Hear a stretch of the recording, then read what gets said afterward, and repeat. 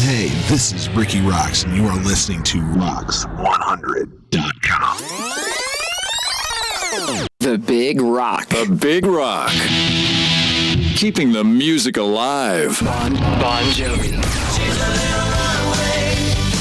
Lenny Kravitz. Hey, all you rockers. This is Johnny J, your host for The Big Rock. Catch me right here on ROXX 100 as we are keeping the music alive, rocking the 70s, 80s, and 90s. The Big Rock on ROXX 100. Rock. The Big Rock. The Big Rock. Everything that rocks. Hey kids, would you like to be a rock god the likes of David Lee Roth in his heyday? Then you need to get the RIKKI ROXX Rock God Starter Kit. Each kit comes complete with black nail polish, eyeliner, sparkly scarf, an actual chick magnet, a velvet jacket to make all the girls go wild, and an over-the-hat skull cap with bandana accessory. Act Now will also include a handy booklet showing you all the best places to wear your sunglasses at night. Regularly a $29.95 value, now yours free when you take advantage of this fabulous offer. But don't act just yet. We'll also throw in a wall poster chart diagramming all the best rock faces to enchant your audience, proven to wet the ladies' panties in mere seconds. For all you newbies, this great kit also includes a CD demonstrating how to push your voice for the radio, taught by RIKKI ROXX himself. So quit being a big puss and man up rock style with the RIKKI ROXX Rock God Starter Kit. Now yours for just $29.95 plus $99.95 shipping and handling. Call now. 1-800-ROCK-GOD. That's 1-800-ROCKGOD. Now. Operators and tattooed hookers are standing by to take your order. Feel your best before making an arrest. What you gonna pick? Cop pockets when you don't want something salady. Avoid police brutality. What you gonna pick? Cop pockets. Cop pockets, filled with juicy jelly, mouth-watering maple and bacon, and creamy custard on a crispy donut. When you want an easy meal while you're busting that your deal. What you gonna pick? Cop pockets. The cop meal in a pocket. What you gonna pick? Cop pockets.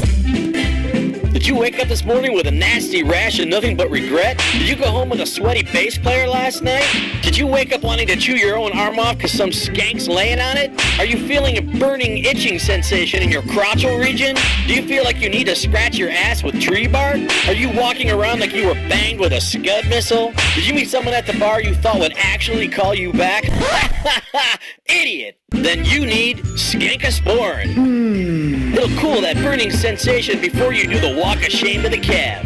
That's Skankosporin Itch Paste. Available at In-N-Out Party Stores, Bottles and Stuff, 8 Mile Liquor, and Cunningham Drugs.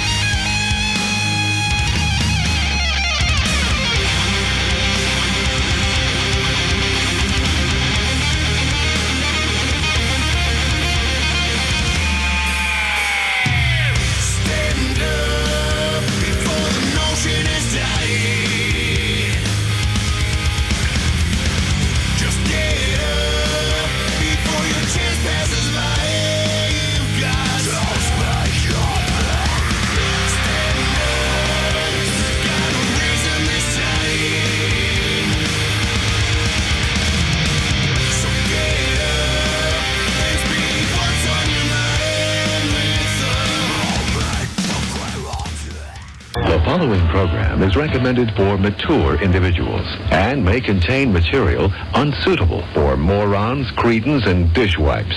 If you are a moron or a member of the PTL Club, please turn off your radio, because we don't need any more stupid, narrow-minded, pencil-neck geeks who wouldn't know the First Amendment if it came up and bit them on the butt. Thank you. Ricky rocks, Ricky rocks. It's Ricky rocks, coming out of the box. Bitches come in flocks, trying to steal his jocks.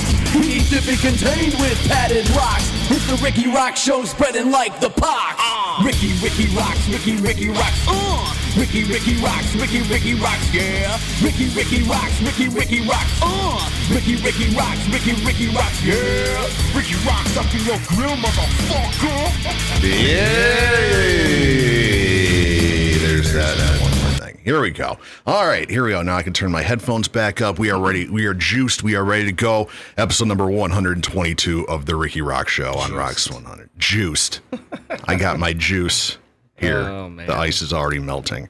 So yeah, here we are, episode number 122 of the Ricky Rock Show right here on rocks100.com. We got a crazy show lined up today. First week back after another week off. Thank you, depression.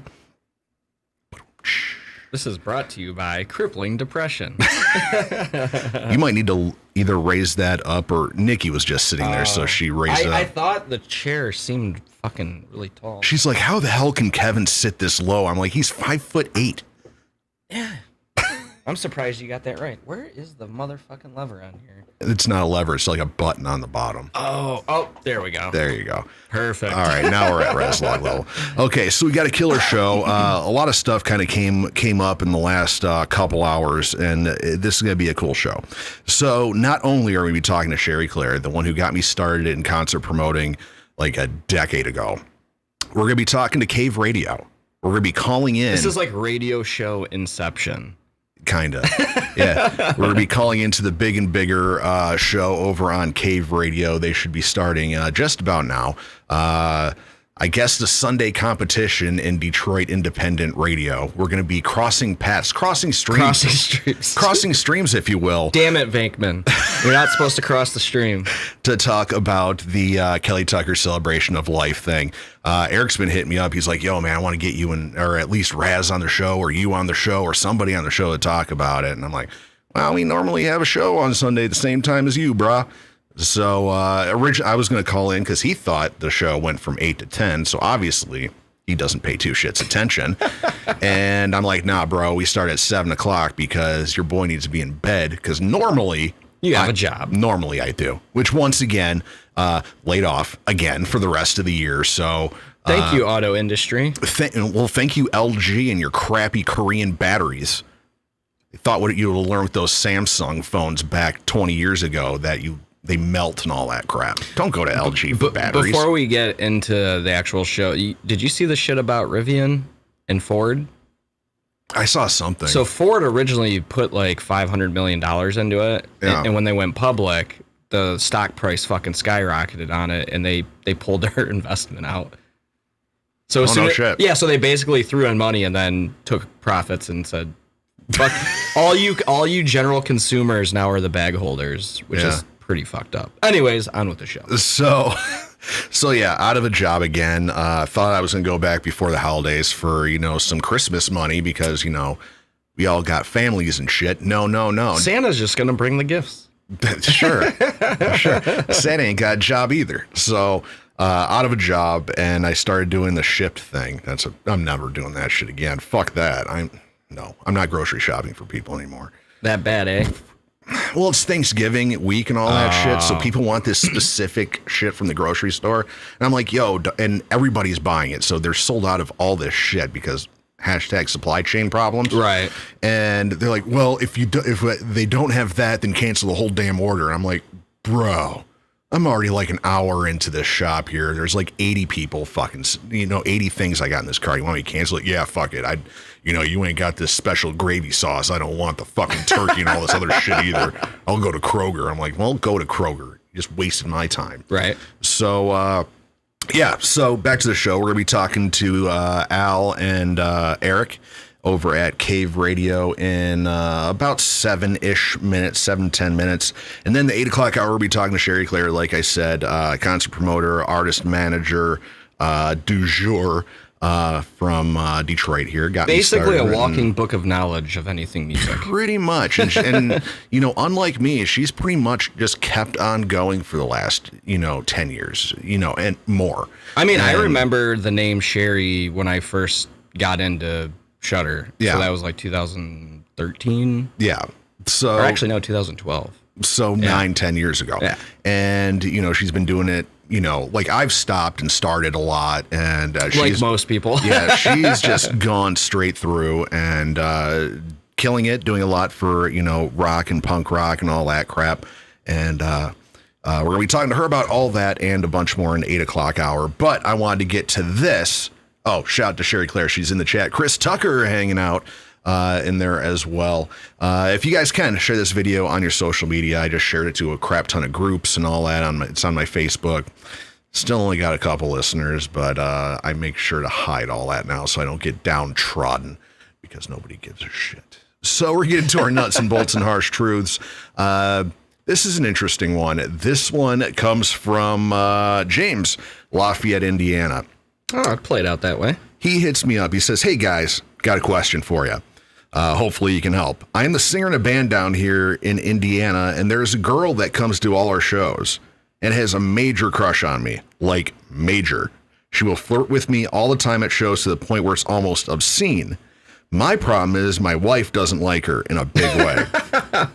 I have told this girl that it's never going to happen, but she doesn't lay off.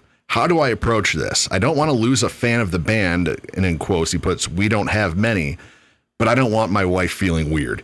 Any advice?" Kevin. I mean, it's a very simple situation. If you already know you don't have a lot of fans, I don't think losing one's really gonna fucking matter. And like over the years, this is the one thing I've learned. Like family and friends act like fans. Yeah. Girls that are interested in the band act like fans, and then eventually they either stop showing up, stop caring, or you get big enough and then remember I was there, that one time, and then like for 10 years you never heard from them. It don't fucking matter, dude. It's one fan. Like, keep your wife fucking happy. Like, that's an interesting question. When I read it, this one just like came in a couple days ago, and I was like, well, I've been in this situation, RIKKI ROXX is no. Yeah. And, you're in a situation, your first instinct is to pretty much tell her, yo, fuck off, bro. Got a ring on it, yo. Yeah. But in a band situation, when you're like a new band or a local band, you're like, God, we only got like 4 people that come out to these things, and one of them really likes me too much. It's, this is what I would do. This situation. is what I would do. I would say, hey, I appreciate the support for the band, but A, I'm married. B, I'm not interested. If you want to continue to support and hang out, there's a fine line and you're crossing it. Well, in the question, he said that I have told this girl that's never going to happen, but she doesn't lay off. So he's made that completely clear. PPO. Yo, bitch. Yo, bitch, this ain't happening. You ain't getting in these draws. My wife's over yonder, and she's giving you the death stare right now. Right. So I'm walking a fine line even talking to you right now. I'm kind of the other way. I'd tell my wife. Give her horrible sex so she stays away. Is that the RIKKI ROXX antidote? Yes. No. I've got a micro penis. This sex will be about 2 seconds long. Are you sure you still want to do it? I've had these, people, that have, and even to this day. I love how you said those. Those it's not people. Just one. Ricky's had multiple encounters. It's happened many times over the years. I don't know why, but, you just kind of, you can play it off and you do like Kevin said, tell her to fuck off and just kind of burn that one, I mean, I didn't say fuck off. I'm just saying be brutally honest. Burn a third of your fan base. If you have 3 or 4 people that come to your shows, burn quarter of your fan base. Or just be like, yo, talk to your wife and be like, this is how it is. And what are your thoughts on an open marriage? just be like, yo, this is what I do. If Nikki knows that there's a girl there that has a particular infatuation with me, I'm like, yo, come to the show. I'll give you a free, you can come to any show. You don't even have to tell me you're coming. You can just show up, and you'll see that there's nothing there. And if I'm talking to her, it's at a safe distance, kind of just reassure Hand like check. that. And that's what I do, because there's girls right now that have a weird thing with me. And, I'll tell Nikki, be like, yo, come to the show. There was one at the Harpo show, and I'm like, you come to the show, you'll see that I don't even talk to her. She'll probably follow me around, and if I'm standing there talking to somebody, she'll probably try to cut in, but you'll see that zero interest kind of thing. And you'd be surprised how often that is reassuring to the female in your life. Yeah, that's fair. Opening it up like that. You run See, into... in my situation, I know Steph would probably fucking murder somebody. So. Yeah, because she's from fucking New York. She knows where to stash the body. She'll cut a throat. She's an expert cleaner. I think she has a history in waste management, something along those lines. So it's as easy as that to James. You can take the two routes with it, and in both, I don't know what your relationship is with your wife or anything like that, but it's like, I would say don't put a band over your wife, first of all. Well, don't secondly, do it, but, and have self-control, obviously don't do it. But secondly, dude, if you're a band, that is that much in its infancy, losing one fan or 100 fans, it ain't gonna fucking break you. It ain't worth it. And with that, I don't know what his relationship is with his wife, whether she's, he's banged around before, or if you have a solid relationship. Let's just say from a moral standpoint. If you have a solid relationship, your wife, or even, to those out there, girlfriends or whatever the case is, they'll usually be cool with okay, I understand this is part of the band thing, that there are going to be people at some point or another that are going to have an infatuation with somebody in the band. It's just about how you handle it. If you're, she's sitting on your lap and getting beers and shit like this and your hands in her pants, and obviously your wife's is probably not going to be too happy, or your girlfriend. But if you handle it, like you don't want anything to do with her, eventually she'll see that's where you walk a slippery slope. Yeah. Because it's that, I can't have it. And then they start being fucking crazy. I'm sure you've had that happen, Ricky. Yeah. So to James out in Lafayette, Indiana. Hopefully there's two ways you can handle it, but move the band. The moral of the story is be a good guy and start just playing out of state. Play out of state. That'll solve the problem, unless you get that fan likes going across state lines, as this one does in my case. So we are going to pick up the phone now, and I am going to we're going to call CaveRadio. Rotary dial that bitch. Yeah. 95059. And we're going to call into the Big and Bigger show on CaveRadio, and we're going to see.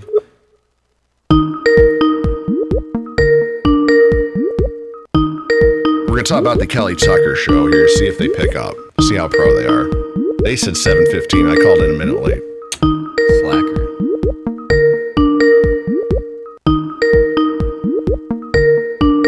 They're trolling us. Catchy tune.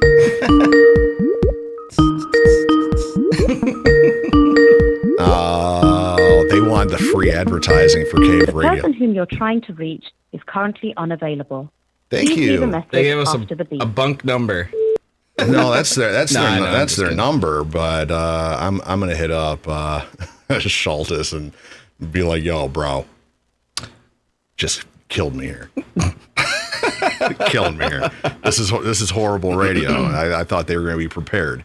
So yeah, I'm going to hit up Schultes and be like, yo, when's a good time? We got Bobby in the chat and Dan's knockoff t-shirts and jewelry.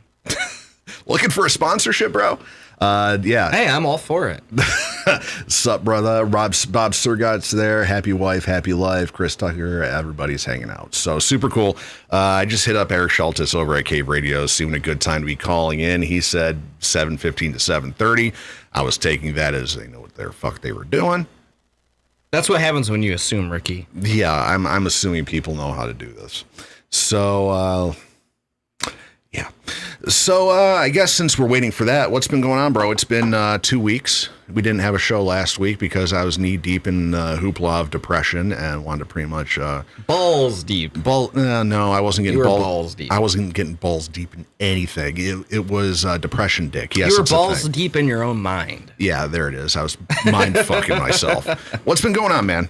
We had a show at Harpo's. We had that, and what else? What else is going on? Well, Harpo's was killer. Yeah. I mean, I had never been there, so that was really cool to play there because I've heard about it for the last 12 fucking years. Yeah. And for some reason or another, it just never had a show there. But good show. Opening for Puddle of Mud, direct support. Yeah, it was really funny. We got done playing. We're outside in the bitter fucking cold, and Puddle of Mud pulls up in their van. Nice guys, they're like, oh, hey, man, good stuff. And I'm like, yeah, you just got here. You didn't see us play. Yeah. But have a good set anyway. I mean, they were friendly. I mean, they weren't dicks or, stuck up or anything. But it was just funny because he looked at my gear. He's like, oh, good shit, man. I'm like, oh, hey. I'm like, I remember I saw you guys back in, 2003 at DTE. And as he's walking away, he's like, I hope we didn't suck. So, he was cool, down to earth. I only bullshitted with him for a second. But the sound on stage, led to a few issues. But overall, can't complain. Is that a thing, with bigger stages? Because I remember it was the same thing when we played Blue Ridge. On stage, it was like, oh, this is rough. But out, in front, it sounded fucking spectacular. Right. You've played a lot of big shows, big festivals as a rock star. Is that a thing? The bigger the stage, the iffier the sound is on it? I mean, it certainly complicates things. Yeah. That's why I said after that show, we just need to start fucking wearing in-ears, man. I don't know. It's weird, though, because, I played Rockapalooza, 0 issues hearing anything. Played Arts Beats and Eats 1 year, had issues. The next 3 years, didn't have any issues. So, I don't know. It's hit or miss, but I mean, if you do things to prevent that from being in the situation, then you're good. But yeah, I told the lady that was doing the sound, and that chick she's just chain smoking cigarette sound check. I'm like, oh god, this is awesome. Well, during the first song, she was like, yeah, if you need anything, let me know. And I'm fucking playing, and I'm looking over, kind of doing that, hey, look at me. Mm-hmm. And she finally locked eyes with me, and as I'm playing, I'm like to Jeff, and she was just and I'm while I'm playing, I'm the singer that plays guitar, put him up, you know? Yeah. And then coincidentally, she only did the vocals. I realized when I did that, she turned up his vocals, and I could literally only hear Danny on guitar, which isn't bad, but the lead guitar player drops out and has other shit going on. And there was a couple parts where I almost was oh shit, this part changes right here. I mean, I think I held it together decently well. Yeah, there were some good videos. Shout out to Keith Token and all that. It sounded phenomenal out front. So we got a couple videos. I had him up I put him up on my Facebook page. So if you're friends with me, go check him out if you haven't yet. I literally came home from that show and I watched him on repeat for probably about 3 or 4 hours. I was like, damn, and yet, I was on. So this is what drug you out of your depression. It kind of threw me back into it because oh, geez, we're not going to be doing this again for a while. It's little tiny stages from here on, well, minus Crofoot, but from here on out. And then 3 more shows and we're done. Probably not going to be doing shit till spring. So I'm like, oh, just as I hit my stride, we're winding it down. All right, so we're going to do this. I just heard back from Shaltis. He's like, I was just about to text you. So, God, why can't I double click that and then just have him recall it? God damn it.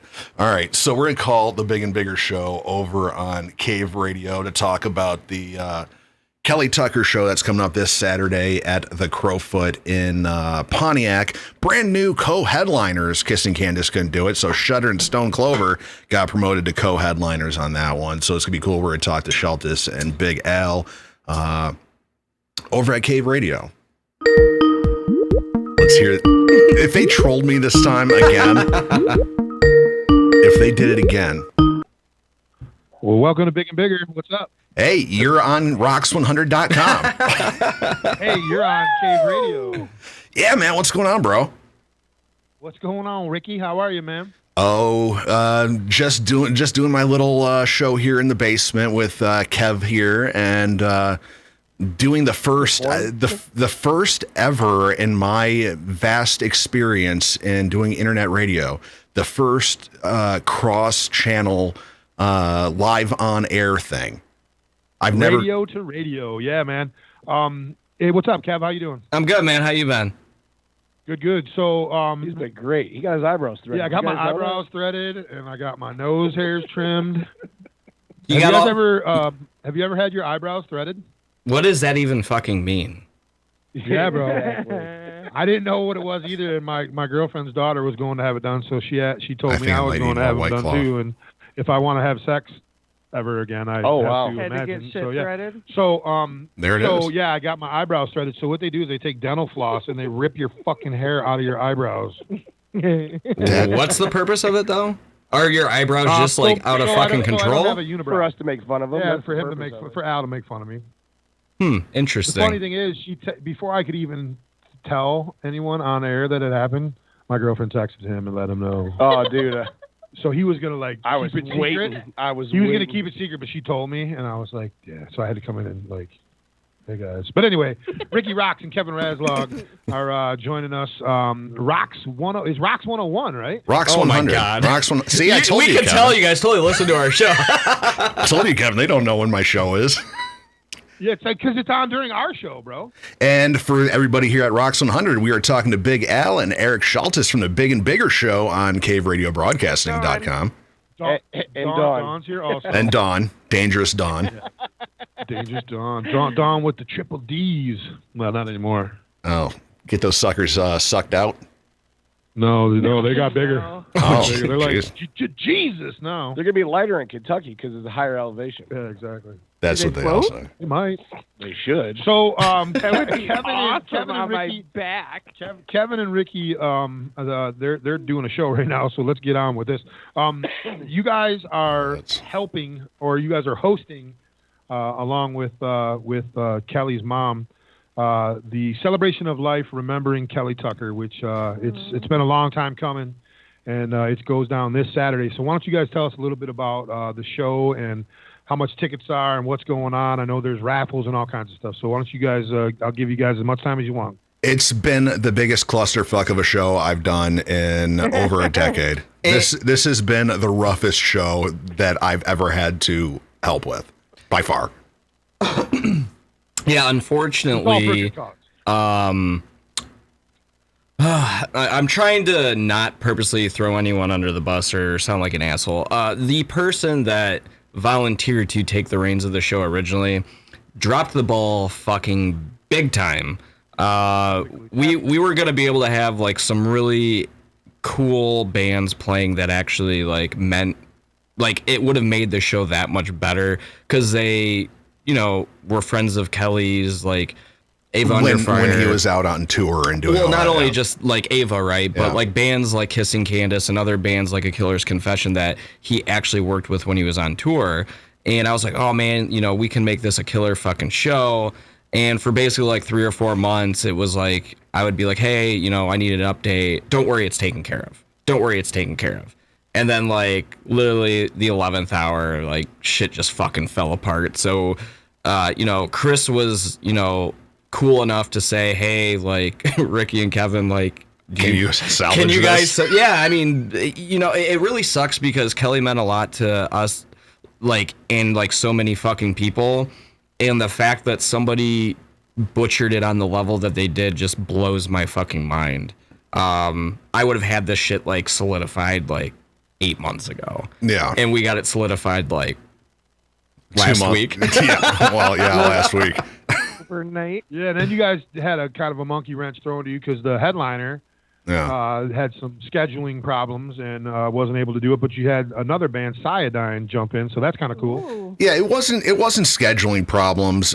Kissing Candace, you know, they've gone above and beyond to try to help this show. And, you know, that's a band. They're based out of New York, but everybody in that band lives in different states. You know, I think there's one over in Vegas, I believe. And they're an actual real band from the standpoint of like that's their source of income. Like they don't really have got minimum wage a cushy jobs. automotive job that pays $80,000 a year to fall back on. Like they legitimately pursue music, and I get it, dude. It's fucking tough. So what ended up happening with Kissing Candace is we got a message last week from their bass player, and he's like, yo, our singer just flew into New York to check out the bus, and our plan was everybody fly out here, and then we'll take the van or whatever the heck they got, and they were going to drive it through all the tolls going through New York, which cost, Kevin will tell you, a butt ton of money. Yeah, Staten Island. Whew, that was fucking expensive. You know, and that was their plan, but what they didn't plan on was how much it was going to cost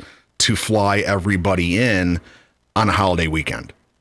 You know, and they're like, and then the singer flew in to New York, and their van wasn't working, and it was going to be like a $1,500 fix just to get the van going, and it was going to cost them probably about another $1,000 in gas and tolls to get here.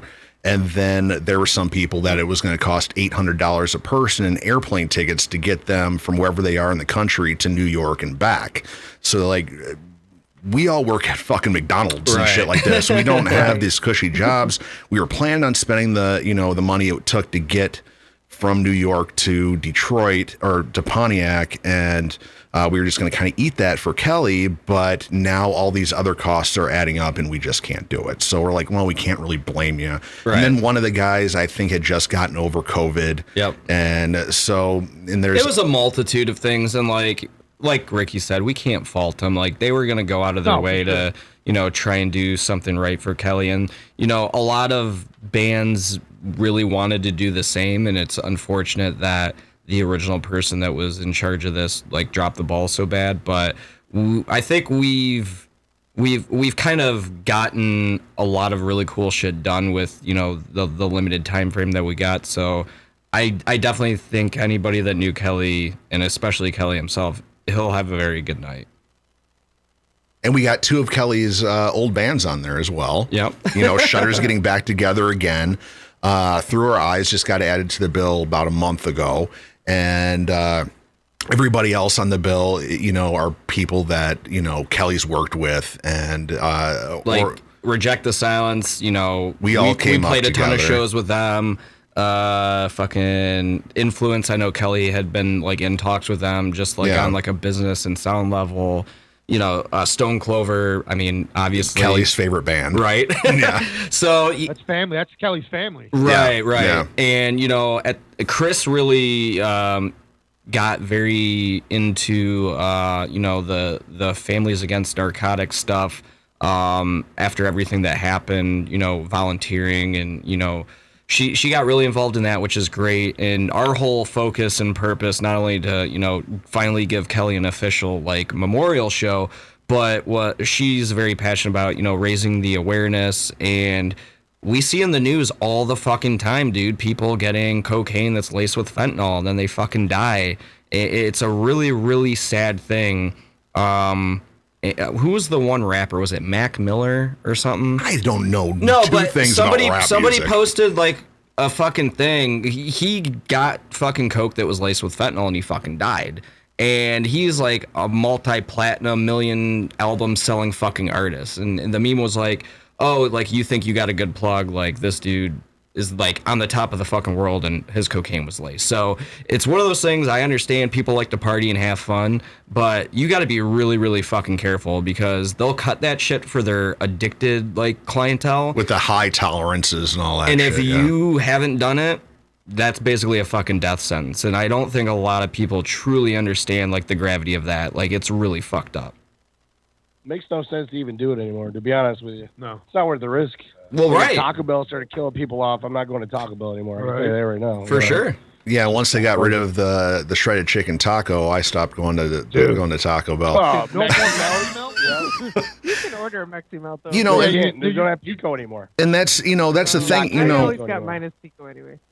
with what happened with all that, my story with drugs go way back, and that's the reason I don't want to touch it anymore, is because I used to do blow back in the day, but back when they were cutting it with stuff, it was like baking soda and baby powder and baby cereal. That's it's baking soda. It was either that or B12. B12 was the other one. That could get you the upper. You know what I mean? And then as time went on, they started cutting it with last time I did it, I found out from a buddy of mine that it was laced with methamphetamine, and that's when I had my 2 overdoses in one day. So I'm like, this is getting too crazy for me. I'm bowing out of this party, So with this show, all the proceeds, and I do need to shout out Chad from the Crofoot. Contrary to what the person before said, he's giving us the venue for free.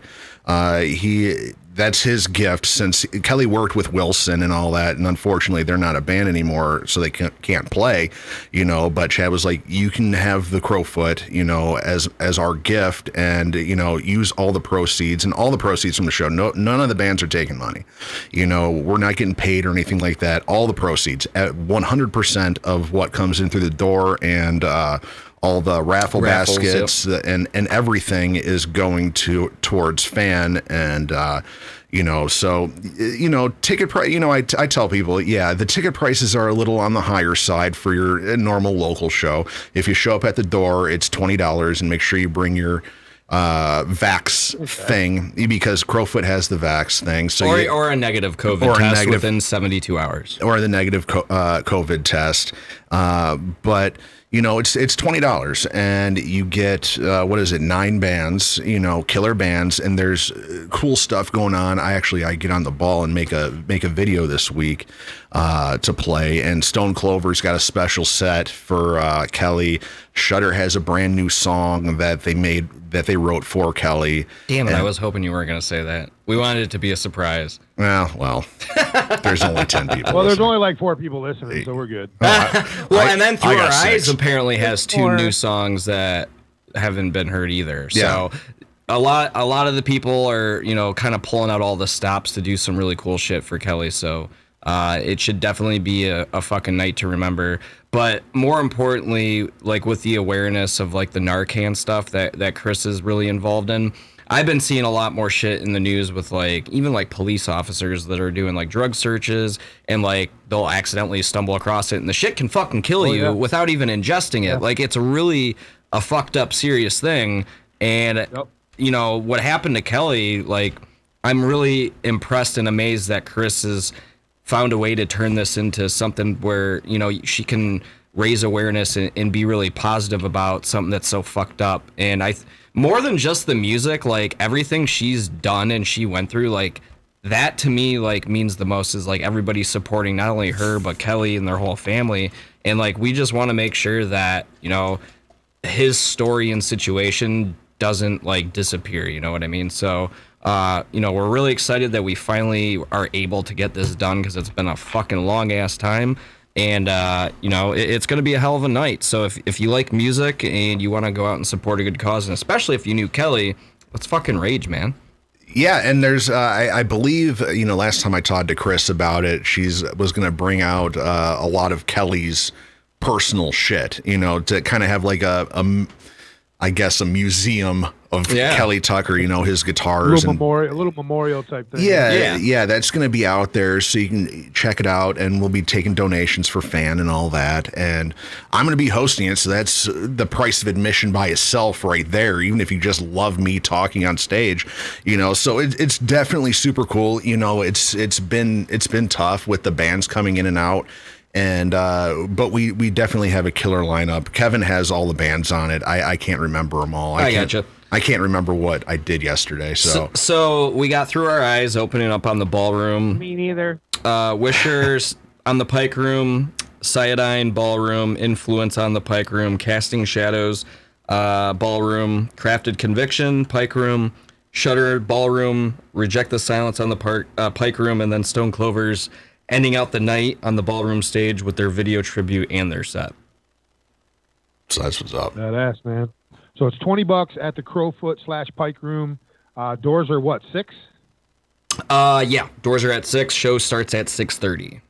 So get there early. So, be there early. Yeah, get there early. $20 at the door. Is there pre-sale tickets? There are. There's a little caveat. Here's the caveat for it, in which we found out about a lot later. You can go to the Crofoot, the website, and all that, and you can get the advanced things for $20. But after all the fees and all that crap adds up, it ends up being like a $30 ticket. So you can go that route. If you get them at the door. Yeah, just get them at the door, and I think you'll be safe. You know, it's 2,000 cap room or 15,000 or 1,500 cap room. So I think everybody will be good. It's a rager. All these bands, you know, have a connection to Kelly throughout the years, and you know, he was a co-host on my radio show and my podcast. He played in a band with Kelly or with Kevin. And I forgot your name there for a second. And, you know, all the bands in Through Our Eyes, that was the last band he was in before he took his big career change and went to become sound guy, you know, so they're going to be opening the show. So it's going to be super cool. I'm stoked for this one, you know, more than, oh God, all of the shows I've ever done, just because this is for a great cause and for somebody that has, you know, helped me through a lot of really rough times. So he touched a lot of people. I mean, if you look at that Facebook group, there's people from all over the fucking country that knew Kelly, and like everybody has a story. And that's kind of one of the things I'm looking forward to, is just, you know, seeing all these different people that he made an impact on their life. And I guarantee you, I'm going to be fucking in awe of how many people are there. Like, so, that motherfucker hated attention. Yeah, he's the star of the fucking show. So my question to you guys, and I'm going to throw this out there, you know, on ROXX 100 and on CaveRadio, can we expect to see the cast and crew of the Big and Bigger show out at the show on Saturday? Yeah, me and Al will be there. Dawn, you'll probably be in Kentucky, huh? I might not be in town. Yeah, Dawn probably won't be in town. Thanksgiving? Yeah. Yeah, no. Dawn's gonna be out of town. She's moving to Kentucky. This is Dawn's second to last show, guys. Oh no shit! Moving to Kentucky. Yeah, so they love the titties down there. With her boyfriend. She grew up. And she's moving. I feel like it. Yeah, but yeah. So Big Al and I will be there for sure. We're gonna come out and hang out and spend some money and support Tuck. Man, Tuck was a good dude, man. He when we first started here at CaveRadio, you know. He was still, I think, affiliated with you over at Raw Radio X.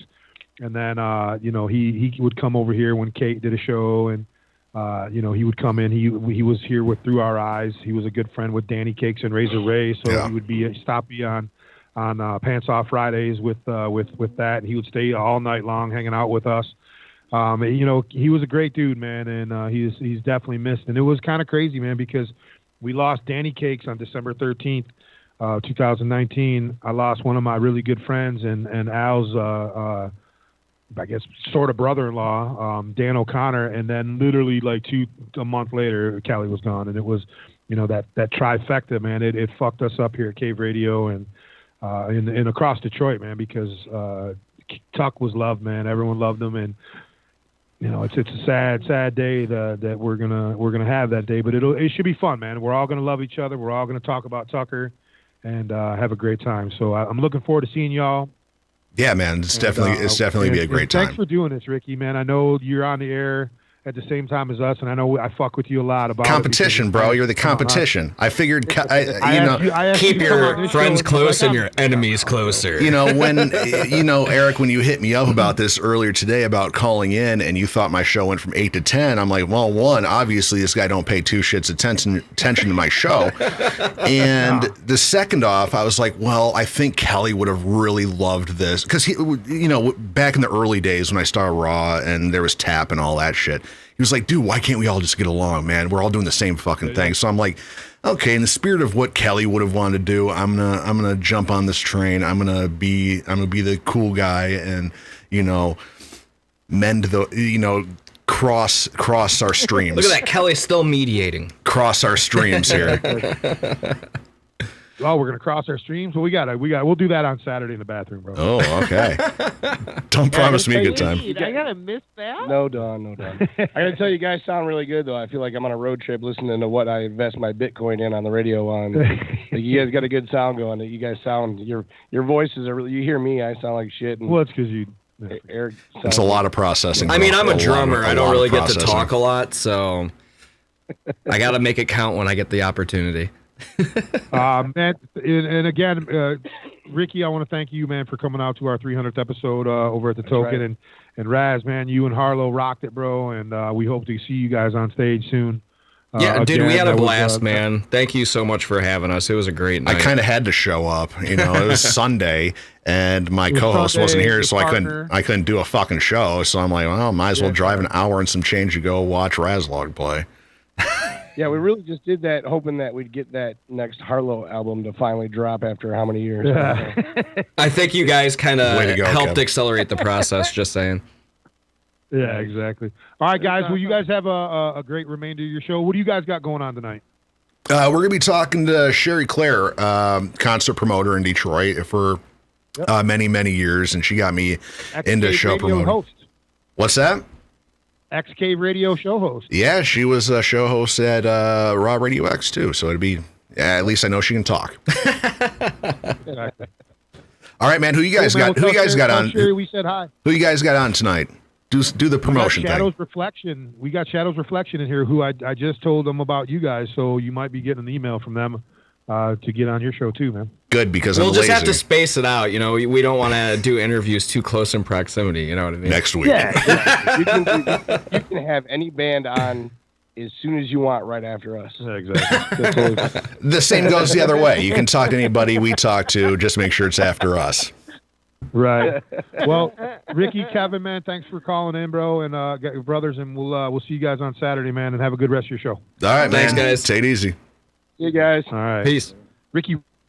All right, that was Big Al, Eric Schultes, and Dangerous Triple D Dawn from the Big and Bigger Show over on Cave Radio. I guess go give them a like. Go do it. I guess. Come on, Ricky. We're a community here. The interview's over now, so now I can go back to my vindictive kind of half-ass, you know. All right, well. Create a fake Facebook with like an 80-letter name and then go like them. And then use your real Facebook to like ours. There you go. Make a Facebook you're not going to check and then go like them. So super cool. And yeah, definitely come out this Saturday. You know, I know there's a lot of people that are doing their Thanksgiving things on Saturday, but it's later on in the day. You'll be fine. Yeah, it's weird. I've heard that from a few people, just like in passing, like, oh, well, we're going to end up doing it this day. And I'm like, man, there's the day of the day, and then come to this show. Well, there's a lot of people, you know, I went over to Diesel on Diesel the other day, and I think it was Friday. And I went and I was talking to people. I'm like, hey, you gonna be coming out to the show on Saturday, Kelly's thing? They're like, man, I would, but I have family coming in. They didn't want to, they have to work, you know, so they're like, well, they can only get off for one day. So they're going to fly in on Friday, come Saturday and fly out Sunday kind of thing. So they're not missing half a week of work and all this stuff. So we're doing our Thanksgiving thing on Saturday. And I'm like, well, the show's not till later. You know, you probably do your dinner at 3 or 4. That gives you plenty of time to drive out to the girl. It's like, we don't go until 8:30. Yeah, just come and watch me play. So yeah, super cool. And we are coming up quick on 8 o'clock. And once again, thank you to everybody from the Big and Bigger Show, the Cave Radio crowd.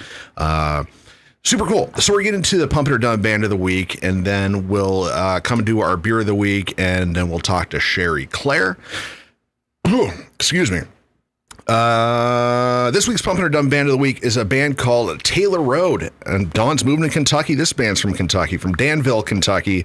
If you're a fan of hard rock, You can check this band out. It's all over. They're on Spotify, releasing singles. Facebook.com/Taylor Road Official. We're going to listen to their song called Final Blow. Really cool track. I actually listened to this a couple times. Quick info on this band. This band is based out of Danville, Kentucky. The name comes from the road the garage is on, where it all began. They are a hard rock band with a twinge of metal. My favorite kind of rock band. You play both kind of sets. You can play the rock show, you can play the metal show. They strive to compose music that is hard enough for the metal crowd and tasteful enough for the rest. A couple weeks ago, we had Stickman out of Vancouver, British Columbia, and their song Just Me. These guys have been blowing me up. They're like, dude, do we make it? Did we get pumped? Are we doing this? Seen some of the and I'm like, yes, you guys got it. How do you vote? It's thumbs up. We say it on the show all the time. Give it a thumbs up in the reaction thing if you dig it, or give it the... That was lame. If you didn't dig it, but their song Just Me got 31 votes. I reached out to them today because... you gotta at least appreciate their enthusiasm. Yeah, it's super cool. Granted, their lack of knowing how to use Facebook was a thing. But I reached out to them, so hopefully we can get on the phone with those guys and get back over into Vancouver. We had a good run in Vancouver. Yeah. 100 episodes We were about ago. to fucking go out there. The RIKKI ROXX Road Show, and then the world changed. Then the world changed. So Stickman Vancouver, Just Me, check them out. They had 31 votes, so super cool. We're going to check out the band Taylor Road right now and their song Final Blow. We're going to come back, and this is not a song about blow. It's Final Blow, not the last time you did blow. Oh, we're not on an Ava Under Fire thing? No, they're past that now. They don't do the drug thing anymore. They're in rehab now. They're in rehab. They just came out with a new single, didn't they? Yeah, came out, I think, Friday. What was it called? Yeah, I can't recall. I was hoping you would know. But all right, so Taylor Road. I probably heard it months ago because Chris always sends me all their shit beforehand. So of course, just throwing that out there. Of course. All right, so we're gonna listen to Taylor Road, their song Final Blow. If you like it or want to cast a vote, head on over to Facebook.com/Rox100. Find the post that it's on. Give it the thumbs up if you dig it, or give it the. There you go. If you didn't like it, is that the face? All right, so here's Taylor Road, Final Blow. We'll be right back with Beer of the Week. I'm going to be talking to Cheri Clair sometime in the 8 o'clock hour. So we'll be right back right after this, episode number 122 of the RIKKI ROXX Show right here on Rox100.com. Lame.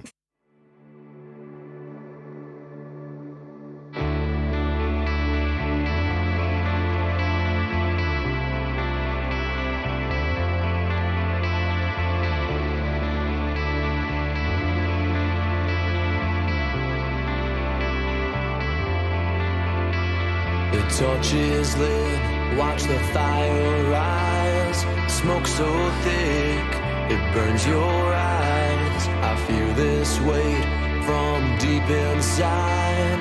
Pent up rage, I can't disguise.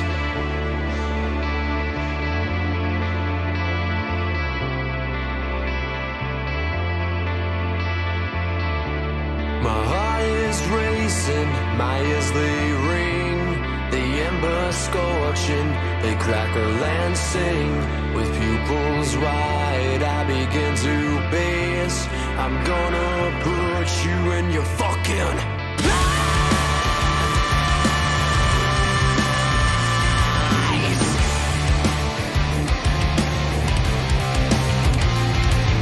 One for my mother and one for my father. One for the sisters and one for the daughters. You were the cannon and we were the fodder. You sold my heart like a lamb to the slaughter. You wanted all. The final blow.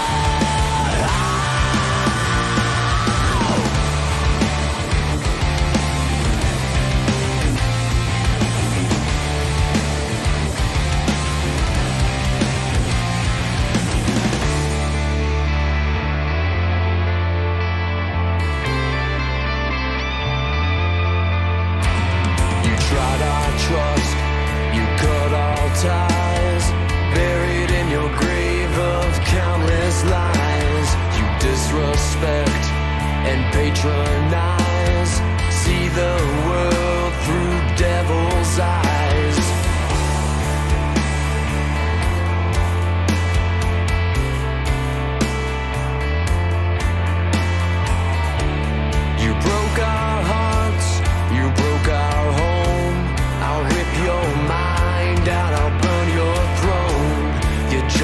frontier with no soul to sail. I'm gonna send you straight to hell.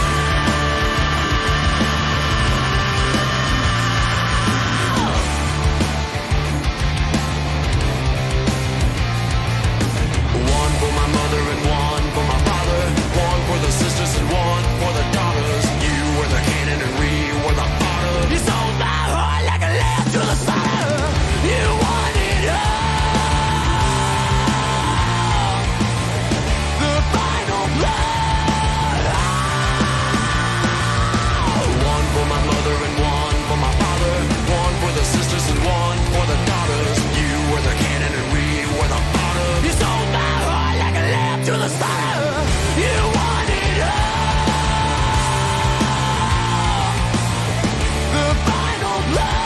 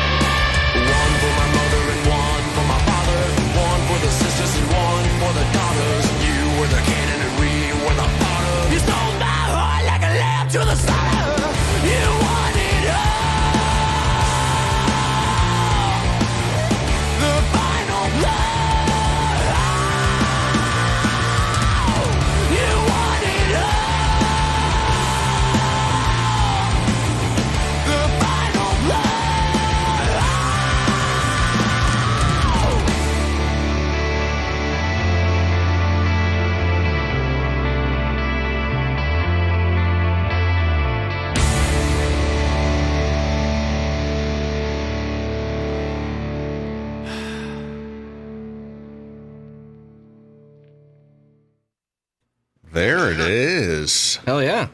What'd you think of that? Taylor Road, Final Blow out of Danville, motherfucking Kentucky. Good stuff.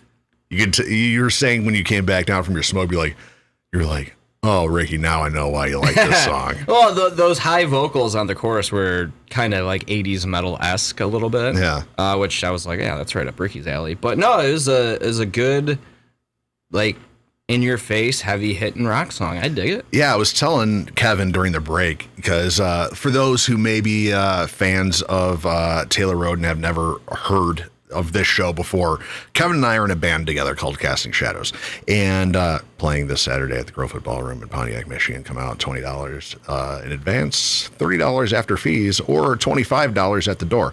I was telling Kevin, I'm like, man, I want to do songs like this. This is what I want to do.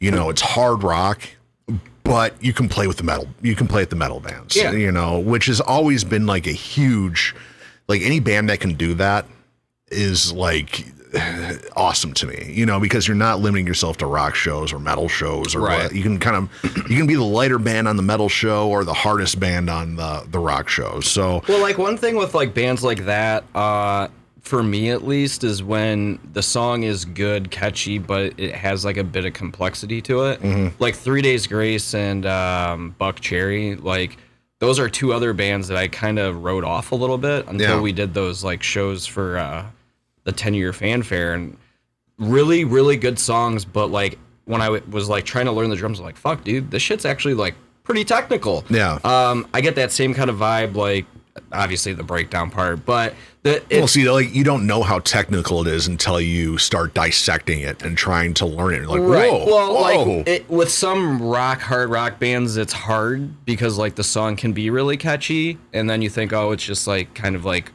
a ballady like rock song, you know. Four what I mean? on the floor, you're hitting your snares on the ones and twos, and then there's a hi-hat thrown in there. Right. No, this definitely caught my attention. Great song, cool video too. Really well done. Yeah, no, I dig it a lot. It's good stuff. See, I wish I would have known about that. I don't know how long this band's been around, and I looked up. I'm like, because my parents used to live in Kentucky for years, and I was like, Danville. That sounds very familiar. We played at Danville. Did Blue you? Ridge. Oh, that's Danville, Virginia. I know. But when I used to go down to Kentucky visit my parents, I'd always have to drive. I drive through Danville, so I looked it up on Google and found the map and all that. And I'm like, oh, this is that city I drove through to get from Greensburg, Kentucky to back up through Detroit, because that was like the biggest kind, or the closest kind of bigger city, because they lived out in the fucking sticks and shit like that. So if you wanted to go to a bigger city, Danville was the closest, about an hour away. So Danville was where we'd drive an hour, go grab something to eat in Danville, and then get on our way back up to Detroit. And I was like, man, I wish I would have known about this band when my dad was still alive and he still lived down there, because definitely a band I'd want to check out. Well, next time we play in Kentucky, we'll have to do a show with them. Yeah, definitely. Definitely. I think that'd be a good mix, casting and Taylor Road. Fuck yeah. Even if you got George Need down there, I think that'd be a good band for you. I mean, it would be a little bit on the softer side. They can do an acoustic set. So super cool. Taylor Road, Final Blow. Head on over facebook.com/Taylor Road Official if you want to give those guys a like and dig a little bit deeper into what those guys got going on. And if you want to vote for them on the Pump It or Dump Band of the Week poll, head on over to facebook.com/Rocks100. Find the post, give it the thumbs up if you dug it like I did, or give it the if you are somebody that I want to hate. So super cool. Now we're getting into our shortest segment, because people don't like this one. Beer of the week. Okay, so this week, Kevin brought something. I didn't know. He brought me a mini keg, and I'm like, oh shit, is this your extra beer for the week? He's like, no, this is beer of the week. I'm like, you said, quote, what the fuck am I supposed to do with that? And I was like, wow, Ricky. Because I have a mini I brought fridge. beer, and you're like fucking bitter and pissed. What am I supposed to do with that? We'll do it for Beer of the Week next week. This week, we have Griffin Club Brewing Company out of Birmingham, Michigan. This is pretty much the more higher class Rochester, where Kevin grew up. God, it was funny. I found that 90210 thing stumbled on me. I'm like, I was going to play that during the show today, but we had so much other shit going on. I was like, that's not how life was for me. Just saying. Well, I was going to be like, hey, Kevin, Danny sent me your senior class video. And I was going to play. Danny wouldn't have had that. I would have saw through that instantly. But go on. I was going to be like, and then play the 90210, because I grew up in not the hood. I didn't grow up in the hood. I grew up in Ferndale before it was fabulous, So I grew up just north of 8 Mile. So, it wasn't all. If you saw the movie 8 Mile with Eminem, just picture Eminem, but with Ricky's body and not into rap, but 80s metal. Yeah, picture like Bret Michaels in the place, or just picture Bret Michaels in 8 Mile. That was how it went down. It's like Ferndale was all ICP and shit when I was down there. So it's it's like to talk to somebody from the other end of the tracks in Rochester, where it's pretty much, back then white bread, And I saw the 90210 thing come up, and I'm like, oh God, this had to have been what it was like when like Razz and Danny and Bob Surgott were growing up in Rochester back in the 90s and early 2000s. This had to have been it, just playing volleyball. Oh my God. You just have that one young white Everyone guy. had like lifted Wranglers. We took the doors off and we'd go to the ocean, even though there's not an ocean here. Yeah, and you'd have that one. It's like Laguna Beach. You'd have that one white guy who wanted to be a dope rapper, but it's like, bro, your family makes $250,000 a year, and I'm like, man, this had to have been Kevin Razz. Well, there was the one dude, Chris Peterson, Crisco. I think he did a song with like Tech 9 or Royce 95. He grew up in Rochester. White boy. Okay, so I think he works at La Pumas now. Yeah, that was the Brian Austin Green character. Then you probably had, your Donna character, who was kind of like the prudy, hot blonde, who's like, oh, she doesn't put out because she's saving herself. but she's kind of the hoe, and she likes to flirt a lot, but nobody can get in her pants. And then you guys had, I was like looking at it, I'm like, God, this has to have so many stereotypes of Rochester. And Kevin's like, no. Sure, I'm a walking stereotype. Yeah, I'd picture you for the Brian Austin Green character who was kind of, wore the hemp necklaces and was kind of more hip than everybody else. It depends what year, because I was like in that. Picture someone that goes on the road and sees like 200 Fish concerts a year. Yeah. That was me for a couple of years. God, I wish I would have got the video.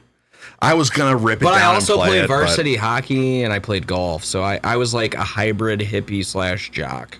Bob Surgat said he headed up to Stony Creek after school. So was that a thing? Like you guys went all to Stony Creek? Metro Park, yeah. Oh, you went to Metro Park. Oh, that's kind of more hood than Stony Creek. What? Because Stony Creek's north of 59. North of Hall Road. Well, we would go to Stony Creek Metro Park to go disc golfing. And all that entailed was disc golfing. 40s and a ton of weed. Yeah. It was, so that was kind of like... That's what you did in Rochester. Fucking go disc golf, smoke fucking weed, drink 40s. So you were like the Dylan character in 90210. He was kind of like the rebel a little bit. He'd go off and smoke weed. We were weed. all rebels and we had money. Yeah, but it was kind of like that was your crew. You were like the Dylan. You'd go off and smoke weed and shit like that, but then you'd come back and you could still, you'd hang out and then... with all your rich friends and shit like that. On our yachts. Well, didn't you have your prom on a yacht or something like that? We rented a fucking boat on Lake St. Clair, but yes. Yeah. It was like a 70-footer. God, I wish I would have ripped that video. So yeah, beer of the week. We're going to get down to it.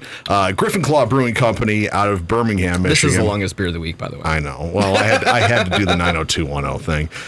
This is their 3 Scrooges because we are coming up on Thanksgiving. That means we're in holiday season. Kevin brought a Christmas beer that we're going to be doing next week out of a mini keg. Courtesy of my boss. Courtesy of your boss. This is a 3 Scrooges. This is a 6.5% ABV. I'm going to show it in the camera right here for all of you to check out. There it is, 3 Scrooges. 6.5% ABV, 18 IBUs. This is a winter warmer. Instead of an IPA or anything like that, this is a winter warmer. And for people that don't know what it is, I made sure to cut and paste the description on what a winter warmer is. These malty sweet offerings tend to be a favorite winter seasonal. A big malt presence both in flavor and body leads the way. The color of this style ranges from brownish reds to nearly pitch black. Hop bitterness is generally low and balanced, but hop character can be pronounced in the aroma. Alcohol warmth is not uncommon. Many English versions contain no spices, though some brewers of spice seasonal ales will slap winter warmer on their label. So that's like the fake shit. Those that are spiced tend to follow the wassail tradition of blending robust ales with some combination of cinnamon, ginger, nutmeg, and the like before hops became the chief spice in beer. American varieties may have a larger presence of hops, both in bitterness and flavor. So there's your winter warmer description. Pick this one up for $12.99 for 1 pint cans from B&B Beer and Wine in Chesterfield, Michigan, halfway between I-94 and Diesel right up here in Chesterfield. BeerAdvocate.com gives us an 8.4 out of 10. Quick description on this one. Brew with orange and honey and clove. Nyuk, nyuk, nyuk, bah humbug. Because they have the Three Stooges thing going on. Kevin Razlog, what are you thinking? I like it. I'm struggling to pick why and describe it. I don't know. Overall, I just think it's pretty damn good. It's tasty. Okay, this one, when you I just took my first sip out of it, and because I had to let my mouth decant from the Jack Daniels and Pepsi during the 90210 thing, so I could properly get a good decanter. Taste. Okay. So this one, when you first taste it, you get a quick hit of the hops where it kind of tastes like an IPA. And then upon it sitting a little bit more, you do get that nutmeggy kind of cinnamony nutmeg kind of. I think the flavor profile is really good though. It's balanced. Yes. You get the IPA kind of hit, the hop hit first, and then as it sits, you get that kind of like I said, nutmeg Christmassy thing, which, when, like you said, really well balanced. Yes, because there's some that we've had over the years on the show, the Christmas things where they go really hardcore with the nutmeg and the cinnamon. It's just kind of like, it's like, did you throw a fucking Christmas tree in here? All I taste is pine. Yeah, and they'll go really heavy on the nutmeg and cinnamon and throw a metric shit ton of hops on top of it, so it tastes like a Christmas tree. Mm-hmm. And it's like, okay, I get what you're doing, but this one, you taste it for the first time, you're getting that hop hit of an IPA. Then as it sits on your palate, then you start getting the overtones. You start getting the nutmeg and the cinnamon and that kind of holiday thing. This encapsulates like a holiday feel like perfectly to me. This, for this kind of brand of beer where they're trying to kind of capitalize on that Christmas ale kind of thing, without winter the thing, artificial like overdoneness. This is way up there. Usually I'm not a fan of these because they have those kind of kitschy flavors and shit like this, but this blends a good beer with the Christmas things. The Christmas spices and all that stuff. So yeah, I really like it. What are you thinking on a scale 1 to 10? I was just mulling that over in my head. I want to go with a 9, but I don't know if I should do an 8.5. Fuck it, I'll do a 9. I do actually really like this. Like, I would probably buy a couple 4-packs of this, like, no problem. Yeah, this is definitely something, you're not going to get hammered off of it. It's only 6.5 ABV, only 18 IBUs. It's a good drinker, though. Like, it's enjoyable. Those 18 IBUs are kind of what's going to be hitting you at the beginning. That hoppy IPA flavor you're getting. You're getting that right at the beginning, and it's not overbearing. It's slight. And then you get the slight the cinnamon and nutmeg and a little bit of that orange, which it's kind of like an underlying flavor. It's funny, like the actual like color profile. It's dark. It's like a darker brown ale. It tastes as good as it looks. Like, it actually looks like a pretty damn good beer, which can be subjective depending on the person. But it's just one of those things. It's visually appealing, and then when you taste it, it's really good. Like, even when the pour had a really nice fucking head, like. It's all around good beer. I'm gonna go right there a 9 with you. This is a very. Did we just cross streams? We did. This is a very well executed beer. Like I said, I'm not a huge fan of the Christmas beers. And the advertising's on point. It's pretty cool. Are these people that we know on there, or are they just 3 grumpy? It looks like a homeless guy. They probably went to 8 Mile. This is Ricky in 20 years. It looks like a homeless guy, a guy with a huge cigar, and then a guy with a top hat. And the packaging it's the founders of Griffin Claw. Yeah, well, they look like they could be. This is a really well executed, kind of Christmassy winter beer. I don't say that a lot. I think we've gone through the Christmas beer thing. Well, we've done like holiday beers in general. I mean, you get the fucking Halloween ones. You get, Yeah, as far as something branded as a Christmas or a winter beer, this is right up there. I definitely say, if you can find this one, or even if you're in Metro Detroit, go to Birmingham and fucking get it. It's a great beer that off of this style, your winter kind of beers. So super cool. Griffin Claw Brewing Company, 3 Scrooges. Out of Birmingham, Michigan. So what we're gonna do is let's head on over to the chat real quick. Bring into the show. Rob Sturgott. The song is Unstoppable. That's Dan's knockoff T-shirts and jewelry. Go find them on YouTube. I think that's a thing. Yeah, he said I keep forgetting I never changed my username back. Yeah, and now I'm looking at like the graphics and stuff like that, and it's flying way off the side into your face. Yeah, I see that too. Cheri Clair says she digs Taylor Road.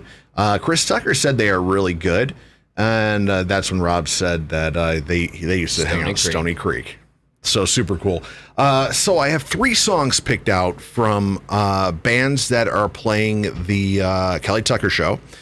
I have Crafted Conviction, Cyadine, and Casting Shadows. And we're going to play that, and then we're going to come back and then call Cheri because I got to pee. Okay. So I'm going to leave it up to you. You want to hear Crafted Conviction, Cyadine, or your band, Casting Shadows? Let's hear Cyadine. That's what I was thinking too. So we're going to listen to Cyadine, the last edition. They came in when Kissing Candace couldn't make it, unfortunately. The 11th hour. Cyadine, Noah Polston. Everybody in Metro Detroit knows Noah Polston. Phenomenal guitar player. We interviewed Noah, didn't we? We did, right before we came onto YouTube. Oh, yeah. Remember that train wreck. So we're going to listen to Cyadine, Primal Instinct. This song's been on Rocks 100 for months and months and months and months. So we're going to listen to that. That's about 4 minutes. And we'll come back, give Cheri Clair a call, and talk to her about... all things music. All things music. She's a huge fan. So... we'll be right back right after this. Primal Instinct, Cyadine. What time are they playing? Do you know? Oh, shit. Give me 2 seconds. So if you want to check this band out and you're coming to the show, you know when you need. Of course, you need to be there at doors. I literally thought I had it. Okay. 7:30 to 8. 7:30 to 8. You can check out Noah Polston, the guys from Cyadine. So here it is, Primal Instinct, Cyadine. We'll be right back after this. Episode number 122 of the Rikki ROXX Show, Rocks100.com. Oh, that's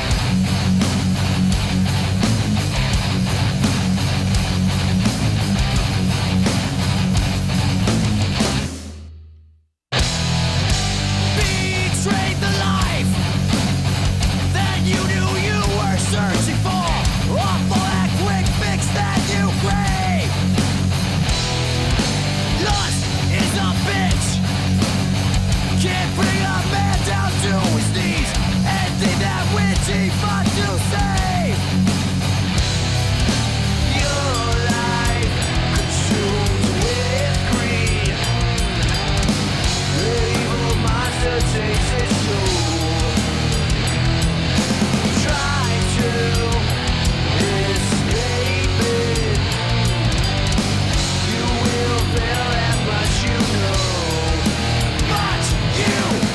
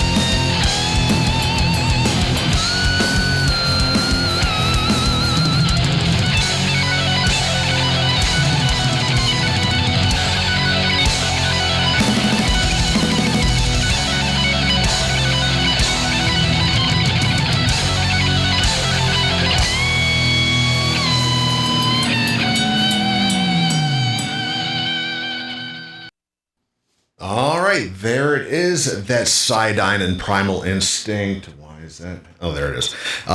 So super cool. They're going to be playing the Kelly Tucker Celebration of Life. I'm sorry I lost the chat on the video screen, but I still have it on the side here. So make some noise if you're still hanging out in the chat. We're going to be talking to Cheri Clair in a little bit. Or in a minute. I actually got to call her, don't I? I forgot. I'm used to people calling in, and I'm like, oh crap, I got to call Cheri. So I got to cut and paste this. And we're going to talk to Cheri Clair. If you guys don't know who Cheri Clair is, she's the one who got me my start in concert promoting about a decade ago at the New Way Bar in Ferndale. That was the first place she gave me my shot at being a concert promoter. We're going to talk about all this and a lot more right now. I'm going to call Cheri Clair, and we're going to talk to her. Oh, what happened here? You broke it. It just hung up. Let me try calling that Didn't again. pay that subscription, bro. There we go.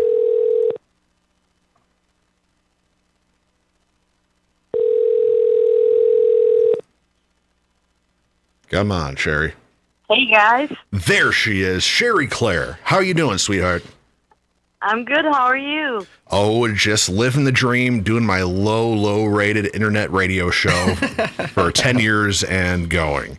How are you? Dude, you guys, you get a lot of hits during the week. We do okay. I wish people... It doesn't pay the bills. It doesn't come close to paying any bill that I have, actually. Right. But it's still doing it. Cheri, like I said during the show, about 10 years ago, you gave me my very first shot at promoting my very own rock show at the New Way Bar in Ferndale. And I remember I was just a wee little lad, a wee little guy. I think it was before I was even in Dirty Whiskey, so it might have been even longer than 10 years ago. And I was like, yo, how do you do this? How do you book your own Explain it like thing? I'm 5. And she's like, well, you want to do it?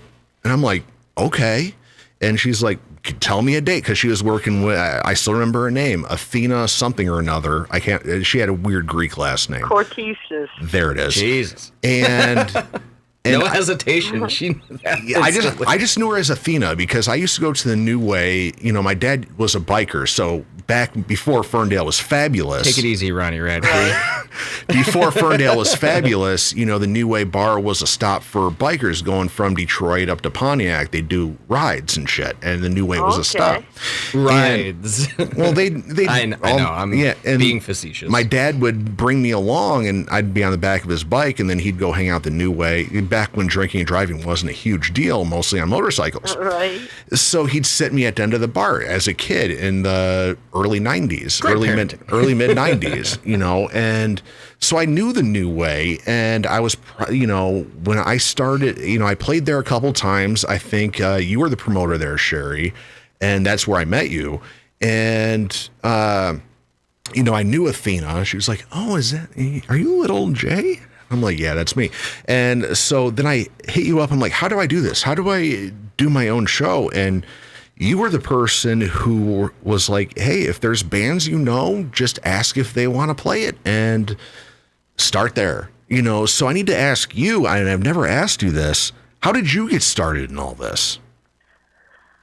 Well, let's see. Before I was in booking, I worked at Orbit Magazine. You're probably too young to remember Orbit Magazine, are you guys? Yeah, I don't know that one. It was before Real Detroit. Do you remember Real Detroit? I remember Real Detroit, yes. Okay, before Real Detroit happened, Orbit Magazine was a thing, and I worked there, and I got influenced by all these artists and musicians and people in the business. And I decided that I wanted to do music. And then I went into Danger Girl in the late 90s and did a solo acoustic thing. Then I went to the Rock and Roll Lawyer show, Sheldon K., the Rock and Roll Lawyer. I met him on MySpace. MySpace. That's how far back we go. Yeah. And I did everything for him, like from on-air to booking guests to graphic design, promotion. That's where I learned my graphic design and promotion mostly. And I got into booking at New Way because I came to New Way with Sheldon, and Tina said, "Is this the girl that does your booking?" And he said, "Yeah." And she said, "Would you like to book for me?" Just that simple. And I said, "Well, what do you propose?" And we started talking. We came up with a fair price of what I would get paid. And Hey, you got paid? Wait, hold on. Stop. Okay, right there. Ricky's been doing it wrong his whole life. What? What? You got first booking gig you were getting paid? Yep. Oh my Times God. were different back then, Ricky. Jesus Christ. Okay, continue.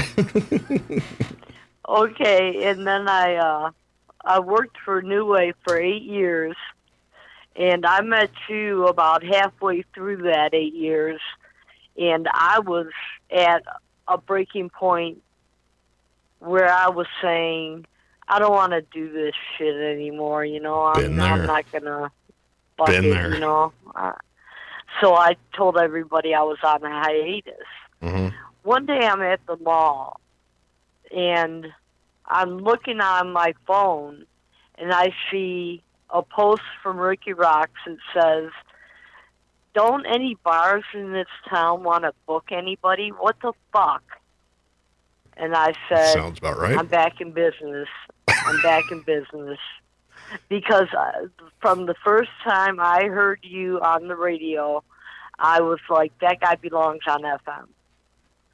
And he's going to go far. And, 10 years later. 10 years later, I'm still in the same damn spot.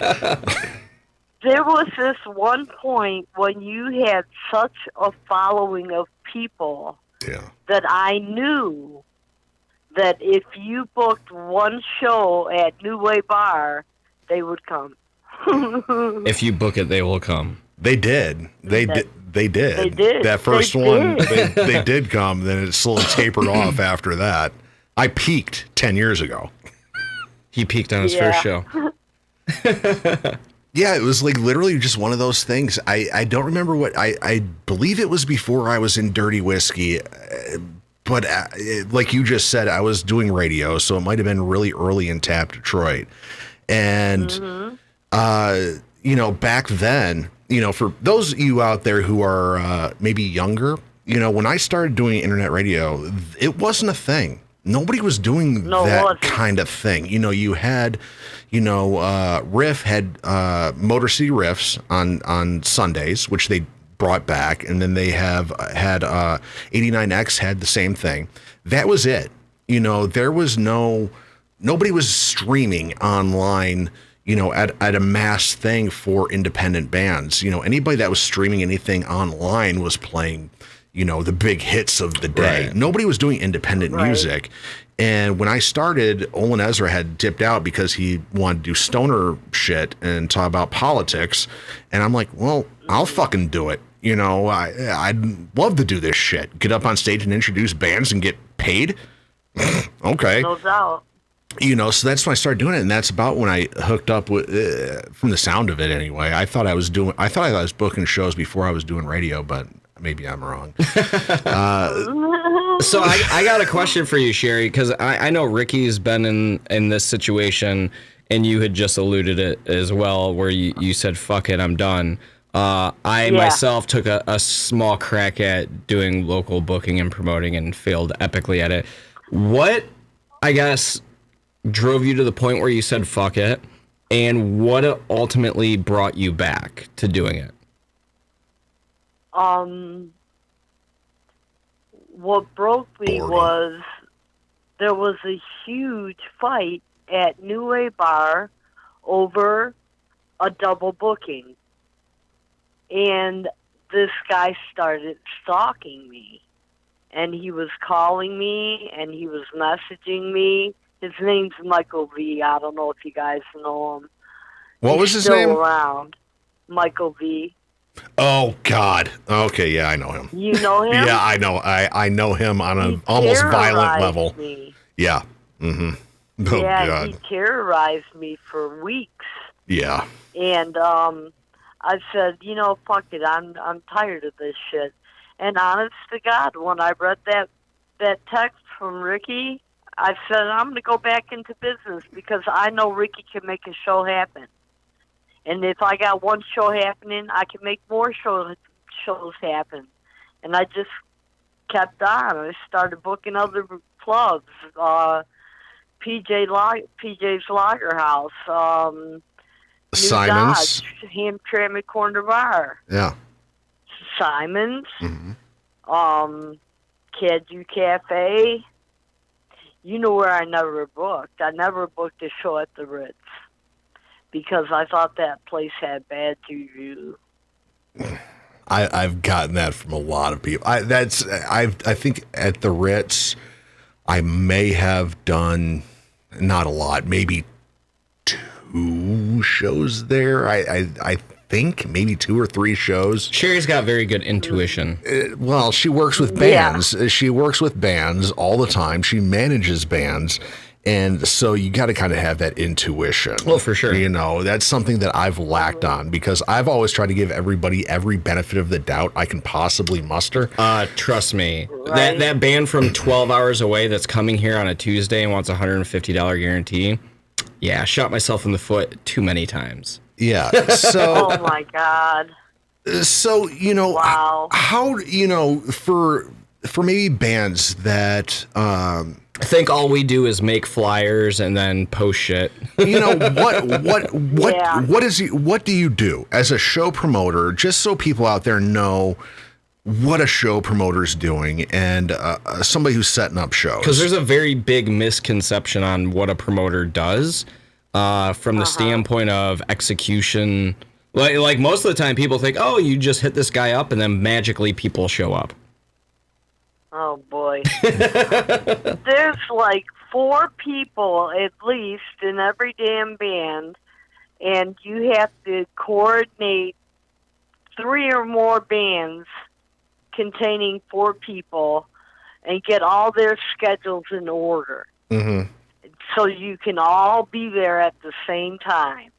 That's one of the first biggest steps. And you have to keep on your people. I mean, you can be diplomatic about it, but bands need to promote their stuff, their shows, everything. I know there's a lot of bands slack on that, but they feel uncomfortable, talking about themselves. Well, this is something. Tell me if I'm wrong. But I try to study social media as well as I can. And as not as much as I used to, but a show promoter when I need to be a show promoter, I can only promote the show to X amount of people. If I have 4 or 5 bands on the bill, there's no way I can reach your fans, your likes and all this crap as well as you can as the guy in the band. I do a sponsored ad or whatever, or put it out there. Right. I'm only reaching my people, the people that have followed me. If there's a band, say I book Shudder and stuff like that. Yeah, I can pump hundreds of dollars into promoting a show, but Shudder will be able to reach their crowd a lot easier if they take the initiative and promote it themselves and get them out to people that actually like their band. That's something I think a lot of people in bands don't understand. You as a band can promote yourself to your fans the best out of anybody. You can have the best concert promoter in the fucking world, but you as a band can reach your fans better than any promoter can. For sure. Exactly. And to actually build on that a little bit. So this kind of throws in a little bit of a curveball. Say you have that band from out of state, right? They can promote, hey, we're playing Detroit. We've never played there. They're probably not going to hit a lot of people. in your shoes, how do you, and this is more so for bands and listeners, if you're interested in this sort of thing. If you have a band from Akron, Ohio, hey, we want to play Detroit, so-and-so, the guys from Shudder told us to hit you up. What goes through your head? How do you make the decision? Yeah, how do you handle it? What goes through your mind of how to amply do your job with this band? Because, me personally, it took me a long time to get that first out-of-state show. Once I figured out kind of like the routes to go, the chips fell and it became a lot easier. But I've never been in a successful promoter's shoes that do that. Because every time I brought bands in from out of state, I always lose my ass. What I do with out-of-state bands is I ask them for links to their music right off the bat and preferably a live video of them. If they can provide that, to me that tells me they got their shit together somewhat. And if I like it, I'm honest with myself and with them because I don't want to just like say, yeah, they're good, just to book a show. But that's the first step I would take if I had that band. Okay. So to build on that, say said band, right? And I'm formulating this for an actual reason. Say that band, you're interested in working with them. They're pretty good. You could tell they're green. They've never played out of state. When they ask for a guarantee, what is your next course of action there? I tell them what the breakdown of costs are at the venue and my fee. Okay. So generally... That's where I go wrong, because I don't have a fee. I'm a cheap whore. So generally... You gotta have at least 10%. Jesus. So let's say, I'm doing it all wrong. The Richard Rockman Greenway project from Akron, Ohio. All right. Say they want $150 on a Friday or Saturday. And everything kind of checks the boxes for you. Is that acceptable? Does that seem... Because, let's be honest. A new band, they're traveling. They're not expecting the world. $150 isn't a ton. Is that something that... I know it's a two-way street. Sometimes you got to concede a little bit. Is that something you would entertain? It depends on how big the following is of that band. One time I booked this band I never heard of at PJ's Lager House on a Sunday. The band was called Dog Party. And it was two really cute girls, and they did this modern rock type of, I don't know how to describe it. I would say something along the lines of Billie Eilish or something. But you go to their fucking Facebook page, and they have 20K likes. Yeah. And these people showed up. Okay. Yeah. I'm gonna foreshadow this. I'm guessing you see 20,000 likes. All right. So you're like, oh man, at least a decent percentage of these people gotta be fans from real, not from the Philippines, real and from around here. So you're thinking, oh man, these guys gotta be drawing something. Mm-hmm.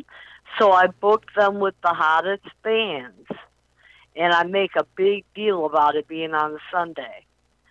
And that usually works for me. If I have to book on a Tuesday or a Thursday or a Sunday, I've been fortunate with out-of-town bands. And you know what's cool? You can adjust your... on Facebook, in the address bar where it shows what your page name is, you can change that. You guys probably know that. But mine is Cheri Clair. No, it's facebook.com/bookgigsnow. Oh, you know okay, yeah. Let me tell you a band that found me that way. The Vibrators from the UK. Interesting. Yeah, because normally, like, you'll see bands that will be like facebook.com/1830abq, blah, blah. You know, the Vibrators are a decently sized band. You know, they're a decently sized band, yeah. For sure. They've been together for, like, ever, too, like 30 years. Well, not all the original members, but... And a lot of people came out to that show, and that was a success. Yeah. So the reason why I got lucky with that one. The reason why I asked you those questions is because... They have 44,000 followers. I just looked them up. No shit. When I was booking for, you know, the bands I was in and we were going out of state, there was a lot of times where, like, we played Legendary Dobbs in Philly, and the promoter was like, hey, like, I would love to have you guys on the show. I'll build the show around you. I just can't make you a guarantee, but I'm going to get you paid. I had no fucking problem doing that because, A, I wanted to get us out anywhere and everywhere I could. B, it was like a mini vacation for me. And C, it was like, we're playing to new fucking people. And the biggest thing I took away from that was 99% of the time, we would go into that situation, probably losing our ass. And then we would get done playing, and the promoter would be like, hey, dude, like, you guys fucking killed it. I wish I could give you more money, but here's like $150. So the funny thing with that was I normally would have asked for like $150. And 9 out of 10 times, I would end up getting our guarantee without asking for our guarantee because we proved ourselves. And that was kind of why I wanted to ask you, because even when I was doing booking, like I said, these bands from out of state, they'd want a Tuesday or Wednesday show. Oh, well, we need like 500. And I'm like, dude, you've never fucking played here. Like, you're You're dreaming. Yeah, like you're like a weird subgenre, like a really like niche like genre, like not a ton of people are going to be into it. And then it's like, now I got to book bands to bring people to pay you. And it's a crazy thing. But to kind of build on that, since you've been doing this for quite some time, you know, technology has changed. I mean, even when I joined Shudder, Josh gave me a Rolodex of fucking phone numbers. And I was like, dude, I'll just go on fucking Facebook and message them, you know? How have you seen the adaptation of like technology, whether a good thing or a bad thing over the years? Like, what are some key takeaways for you from that side of it that maybe make it harder or enhance the situation for you? To me, the greatest creation ever is the PC, and the power of it that you can harness.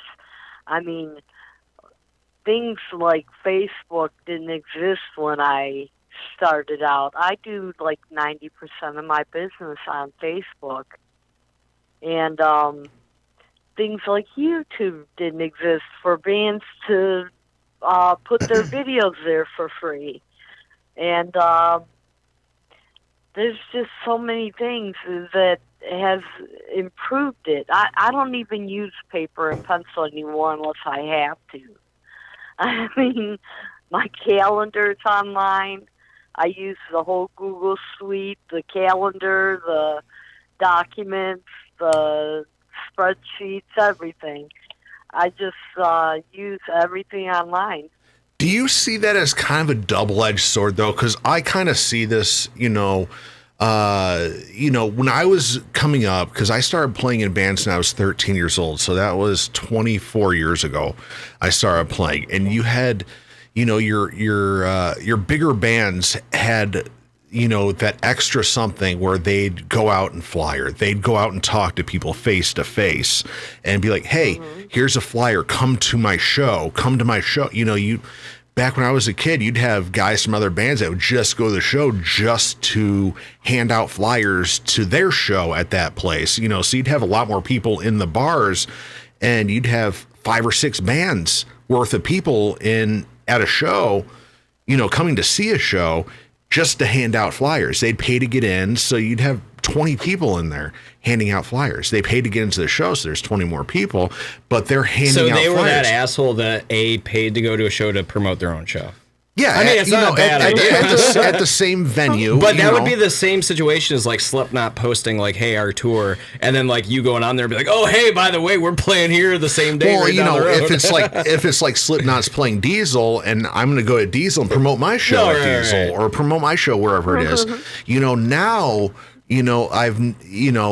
Maybe I'm just old. Maybe I'm borderline boomer. Crotchety old man. A crotchety old man now. But now it seems like, I'm just going to say 100% of people's promotion is online. Yeah. Do you think there is any credence or any reason why guys in bands, say you're booking a show at PJ's Lager House, okay, 2 months away. Print out some flyers and bring them to the shows and hand them to people. Is that still a thing? Does that still work? Is that still worth it for bands to do, to get that face-to-face with people? Or is that, at this point, antiquated? It's totally worth it. And, it's good to be friends with the bar owners and the general managers and the talent buyers. It's good to get a good relationship with them. And speaking of PJ's bonus, you just have to send them a JPEG, and they'll print the damn flyer themselves. They'll print you a 11 by 17 poster. No shit. Yeah, they're very old school how they do stuff. I really liked how you brought up the fact of becoming friends and doing the networking with the general manager, the owner. That cannot be talked about more. The face-to-face, not an email or Facebook. Exactly. Face-to-face. But this is the problem that I've ran into, like booking tours for bands. And I try to stress this, like before I book the tour. I'm like, hey, when you guys go there, like do your fucking best to bend over and make sure to meet the people, be very generous, even if it's a shit night. Bite your fucking tongue. Just say, hey, dude, thank you so much for giving us the opportunity. We love the venue. We love the staff, blah, blah, blah, blah, blah. Exactly. And like, they're like, well, if the show sucks, why do we need to do that? It's like, dude, you don't know if that person that you're talking to is the decision maker.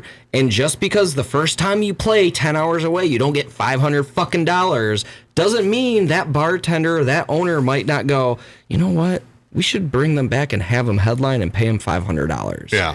And that's something that it blows my mind that I have to fucking like teach that to people. But like literally anytime you play a show, even if it's your home fucking turf, dude, like just be fucking nice. Exactly. Just be nice. That's all there is to it.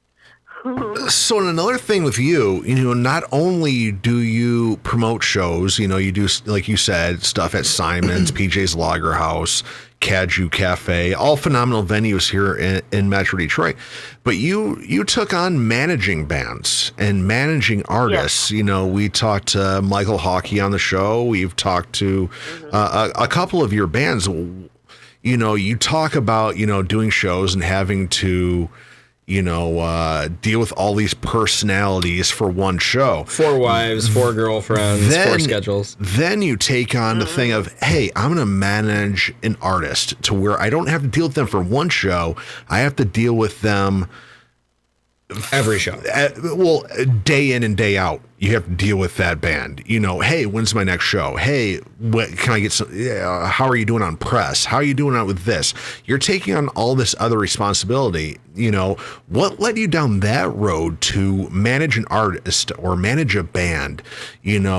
Because that's something that I've wanted to do, but I've never wanted to do because I know it's going to be a train.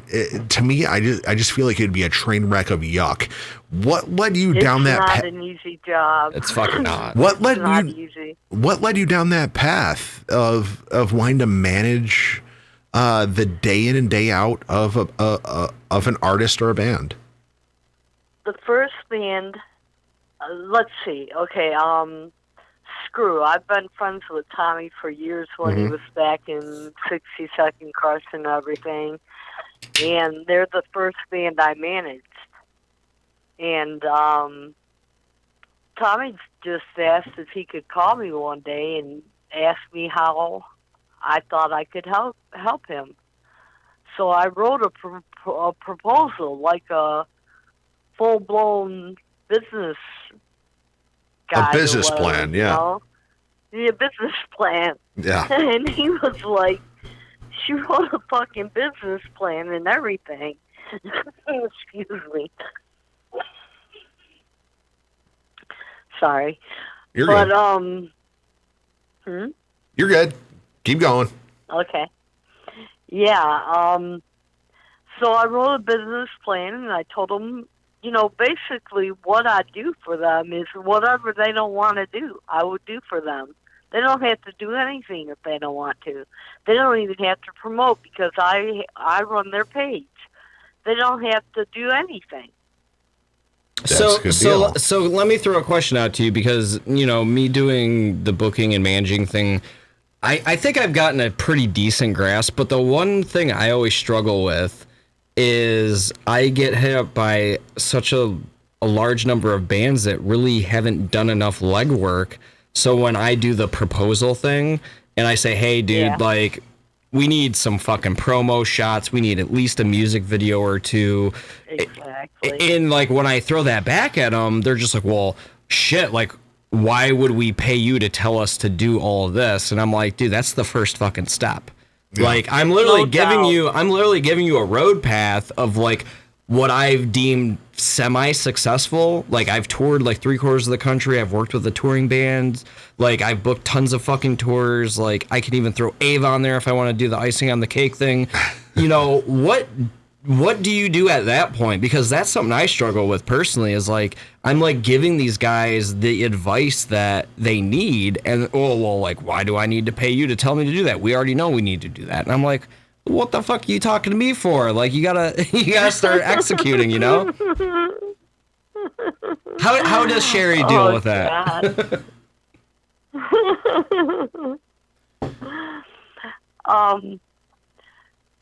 Guys, let's see.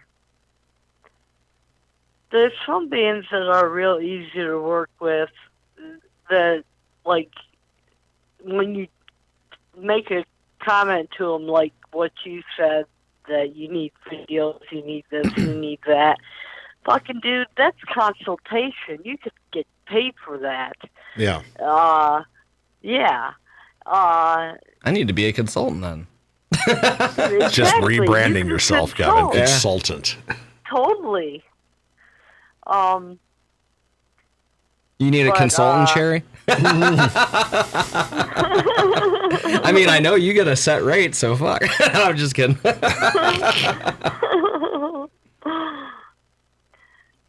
So basically, as a manager, my job is to do everything that the band that I represent doesn't want to do. For instance, I'm working with Screw again. This is the first time I've said anything about it publicly. Exclusive. And I'll be running their merch at Sanarchy on September. Saturday, December 18th. And they do Santarchy pretty much every damn year. And if you guys aren't from Detroit or the area, it's a huge thing where people get on buses and crap like that and dress up like Santa and go rage and get drunk and shit. And it's a bar hopping kind of deal. That's pretty Detroit. Yeah, it's a Detroit thing. And a PJ thing is to have Scrooges played every year for 5 years or more. And so has these other two bands, Half-Life, you know them? Yep. Just did a show with those guys. Half-Life, and Hillbilly Knife Fight. Yep. Phenomenal band. Just saw them. Awesome name for 2 days. 2 days ago, I saw them. Yeah. Cool. Yeah. So they play heavy metal with year. horns. Heavy metal with horns. Yeah. Yeah. Right. So you're doing that. You're doing. So you're working with Screw again. What's your goal with that band? Because that's a band. I booked them twice this last year over at the New Dodge. What's your goal with a band like that? Because Screw is a band that they have their following. They have the people that come up to see them every damn show that they do. What's your goal? Do you want them to? Are you like, yo, Tommy, get a music video, get something going on. Let's expand your crowd. Let's try getting you more fans. Like a roadmap. Are you going that way, or are you just trying to capitalize on what they got? When me and Screw hooked up, they had a good following mostly from being in other bands and everything. But working together, Tommy and I as partners, we doubled the likes on that page, on Screw's page on Facebook. And we booked shows out the ass. I mean, everywhere, out of town, in town, 2-3 times a month sometimes. Just 2.5 years together, we did a lot of stuff. Oh, yeah. So going forward, like I've said during the show, you've been doing this for a very long time. So what's my goal with them? What's your goal with Screw, and what's your goal with any band that you're going to manage? What do you look for in a band that you're thinking about managing? And then, I know this is a lot of questions, and then as far as booking, are you somebody that, because as of late, you're kind of going between a lot of different venues.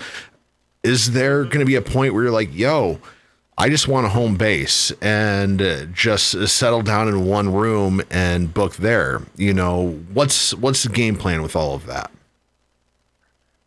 Okay, this is a trip because there's two things covered right here. I may be making a little career shift and possibly take up residence at one venue. Do we know what this venue is? I haven't decided yet. We're in talks, and that's another story. But I think I don't really have a final goal with Screw because I'm just going to be with them until they are no more. They're my boys. That's the kind of manager that I need. Hey, I was the same I'm just way with Ricky until he's done. I was the same way with Ava until they fired me. Isn't that how you feel? Like you're going to be there. That's all there is to it. Yeah, I mean, realistically, because I knew them so well, for me, it wasn't a job, and they made my job super fucking easy, by the way. I just loved working with them because they were great and they were friends. I have had bands that, in Ghost, one of the best bands I've ever had to work with, aside from Ava, but my God, did they have to deal with so much bullshit. And, none of it was either of our faults. I'd book a 15, 16-day tour, and, the first 4 dates were oh, we accidentally double booked. It wasn't shit that we did wrong. It wasn't for lack of effort, lack of trying. Mike continually would message me, go, dude, I'm pretty much bad luck. I don't know why you want to keep working with me. And I'm because I love you, dude. You're cool as shit. I love your band. I love your music. You guys are awesome.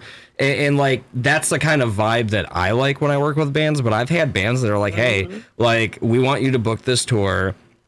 And then they want no interaction. They want no updates. I'll be hey, we got the flyer. Can you guys promote? Fucking crickets. It's just weird. I like that homie friend vibe, and that fam vibe. Yeah, the family vibe, and it's tough. That you're in the game with them. Because at the end of the day, it is a business, and some people get turned off by the, I guess the family homie vibe. I don't know. It's very perplexing, and every entity is different. Every business is different. Every person's different. Every band's different. It's really a fucking quagmire. Yeah, it really is. Well, there's not a lot of women who do what I do. I mean, there's a few people, a few ladies who book and promote, but not many. And where was I going with that? spoken like a true promoter. You don't remember what the hell you were talking about. Wait, what date was it that you guys wanted? Yeah, I'm in that same boat all the time. You have the date on the calendar circled. Yeah, I get it. So looking forward, the rest of 2021, because we're coming up at 9:00. Kevin's actually has a job that he needs to go to tomorrow. Right. Me, I'm driving everybody around because I don't have a car. That's a story for a different day. I'll talk to you guys about that next week. But looking at the rest of 2021 and forward. What's going on with Cheri Clair? What are the shows? What's on the docket? What's on the docket? Because you got a lot of stuff going on. You were working with, I don't know if you're still working with them, but you were working with the Strains. They had a lot of stuff going on. Yep, I still work with the Strains. Yep, we talked to them on the show a couple months ago. So you're working with them. They're playing all the time. I'm assuming you're the person in charge of all that. And not all of their booking, but I do some of their booking, not all of it. Okay, so looking forward to the rest of the year. What's going on with Cheri Clair? Well, if I do go into this new career position, I'll be booking some shows real fast because they have some December dates open, and they were talking to me about filling those. So I'll be having shows right away there. And what I plan to do is stop doing so many outside shows. I mean, you get addicted to it, especially when you're doing really good. Ricky. Yeah. It's like gambling. I'm not going to lose. I'm not going to lose. Oh, shit, I lost my I was ass. in that same thing. When I was booking, first at the New Way, when I started booking there, I started doing, 1 or 2 shows a month there. Then I moved over to Simon's. That's where I met Kevin and Shutter and all that. And I was doing really well. I was getting dozens of people into a show. So I'm like, let's just keep doing more and more and more. I'm like, crap, if I get 30 people at this show, if I'm emceeing it and doing all this, maybe I'll get 40 the next one, then 50, then I'll be packing it out, and then I can move on to a bigger venue, and then I can do bigger and better things. I'll be making more and more money. Call that chasing. More and more money, and it'll be great. And then eventually you burn out. And then you're like, God, I don't want to do this anymore. This is horrible. I got 4 shows in 4 weeks, and I have no time for anything else but doing these shows.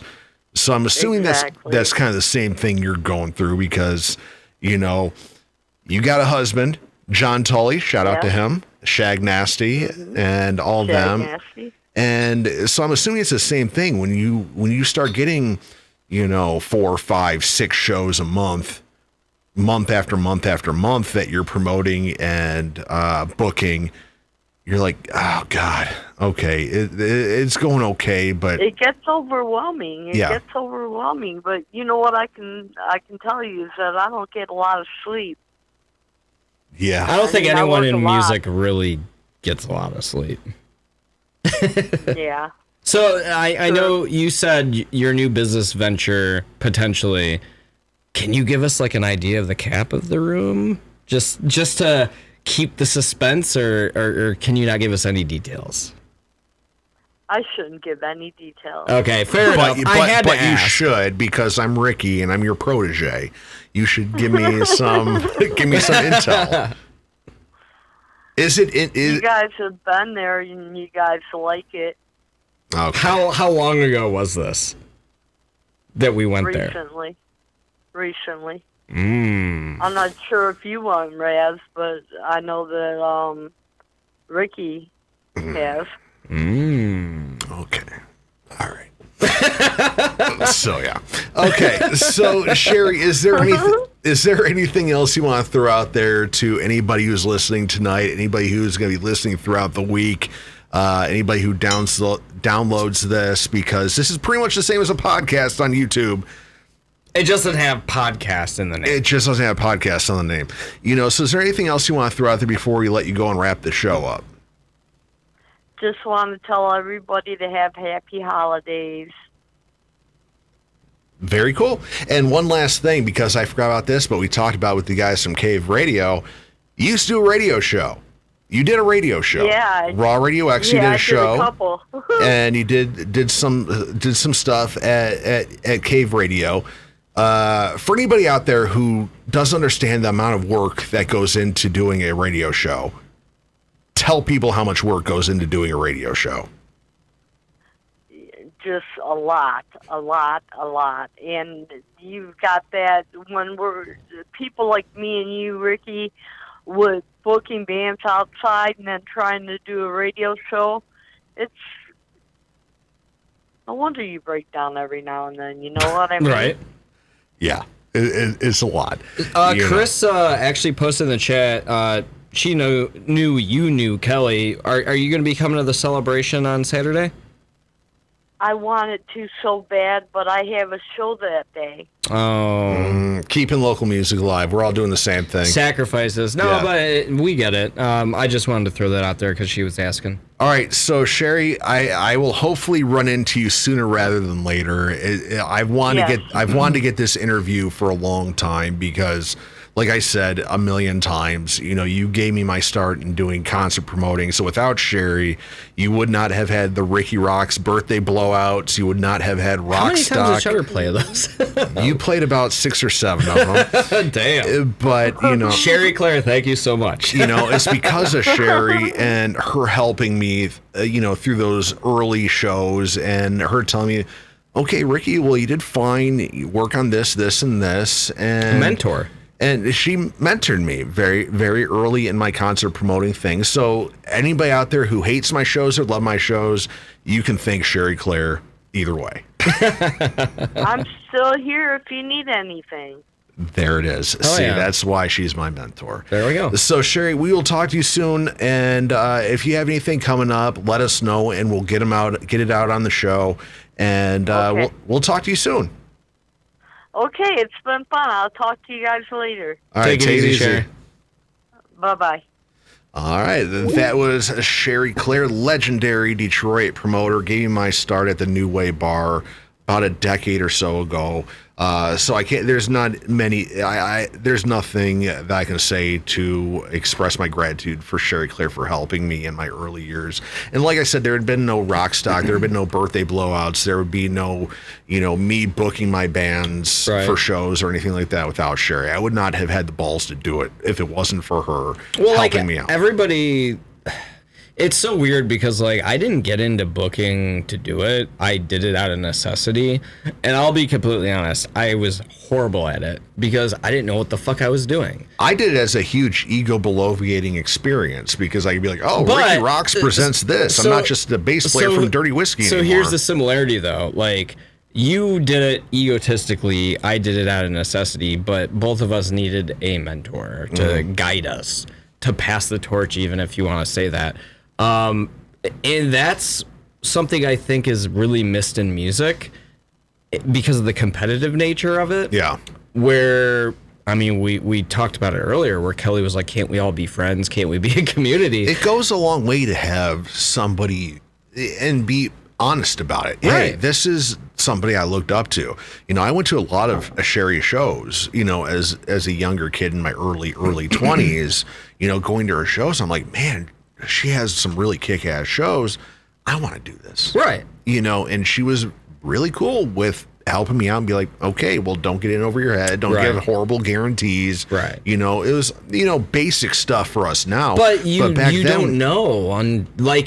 To you could be like, oh, this band only wants $400. It's a Friday night. Right. People are going to spend a ton at the bar. And then she could be like, well, dude, $400 is quite a bit of money. Yeah. When you take into paid advertisement, flyers, all this shit. Yeah. And it was the same thing for me. I wanted to get into the machine shop really, really bad. Right, talk for a minute. I got to pee again. I broke the goddamn seal. You're good.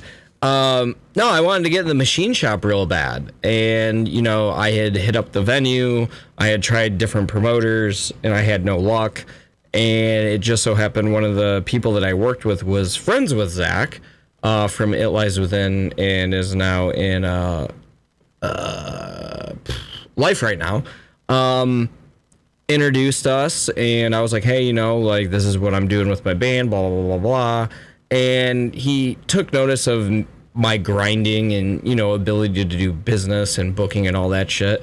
And then kind of just took me under his wing and was like, hey, dude, like, you're doing this really good. You're doing this really good. But, like, you need to work on X, Y, and Z. It kind of just grew from there. And I feel like that's something that's tough nowadays is, like, none of us are really getting paid. So to just take someone under your wing and not being financially reciprocated is probably one of the bigger things that I see. Like, everybody has a price for their knowledge, their time, and I get it. But to find someone that's genuine enough to be like, hey, like, I'm going to take you under my wing. I'm going to groom you. I'm going to show you how to do this and not expect anything in return money-wise, that's a rare thing. And I wish it was more common, honestly. And even to this day, I didn't get to talk to you about it with Cheri, but, even to this day, probably once or twice a year, she'll have me out to MC a show. And, normally I charge... Right. I charge money to do Everybody it. has a price. I get it. Normally, if somebody's like, yo, Ricky, come out and MC this show. For Cheri, I won't do it. I'll be like, Cheri, I'll come out and do this for free. Right. Because if it wasn't for you, half of my quote unquote music career would not exist. Right. So I'll go out to Simon's. I went out to Simon's a couple times and MC a show for Cheri, and I promoted on the show. I spent money advertising it and all that, and I'm like, I don't want anything back because you helped me. Right. You helped me make me who I am, for better or worse. Right. But Cheri's one of the very few people that have been super, super cool and supportive of me since the beginning. Well, and like while you were in the bathroom, I was saying, like, it's tough to find genuine people nowadays because, like, most of the time it's like, okay, hey, like, just up front, this is my going rate to discuss whatever. Yeah. And I get it, but, like, for me, right, like, a band hits me up to book a tour.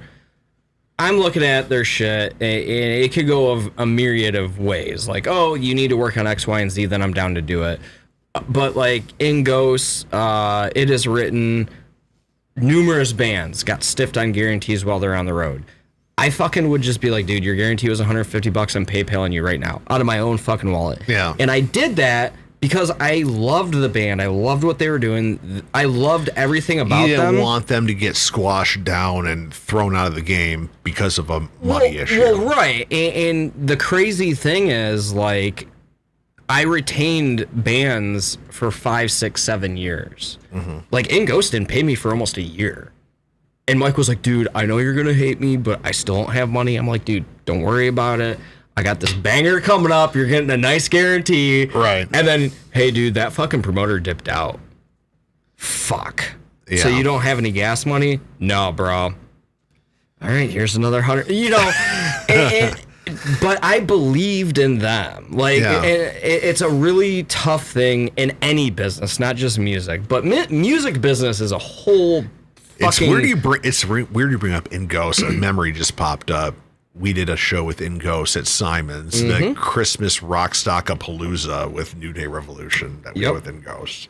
And that was you know. Yeah, it's just...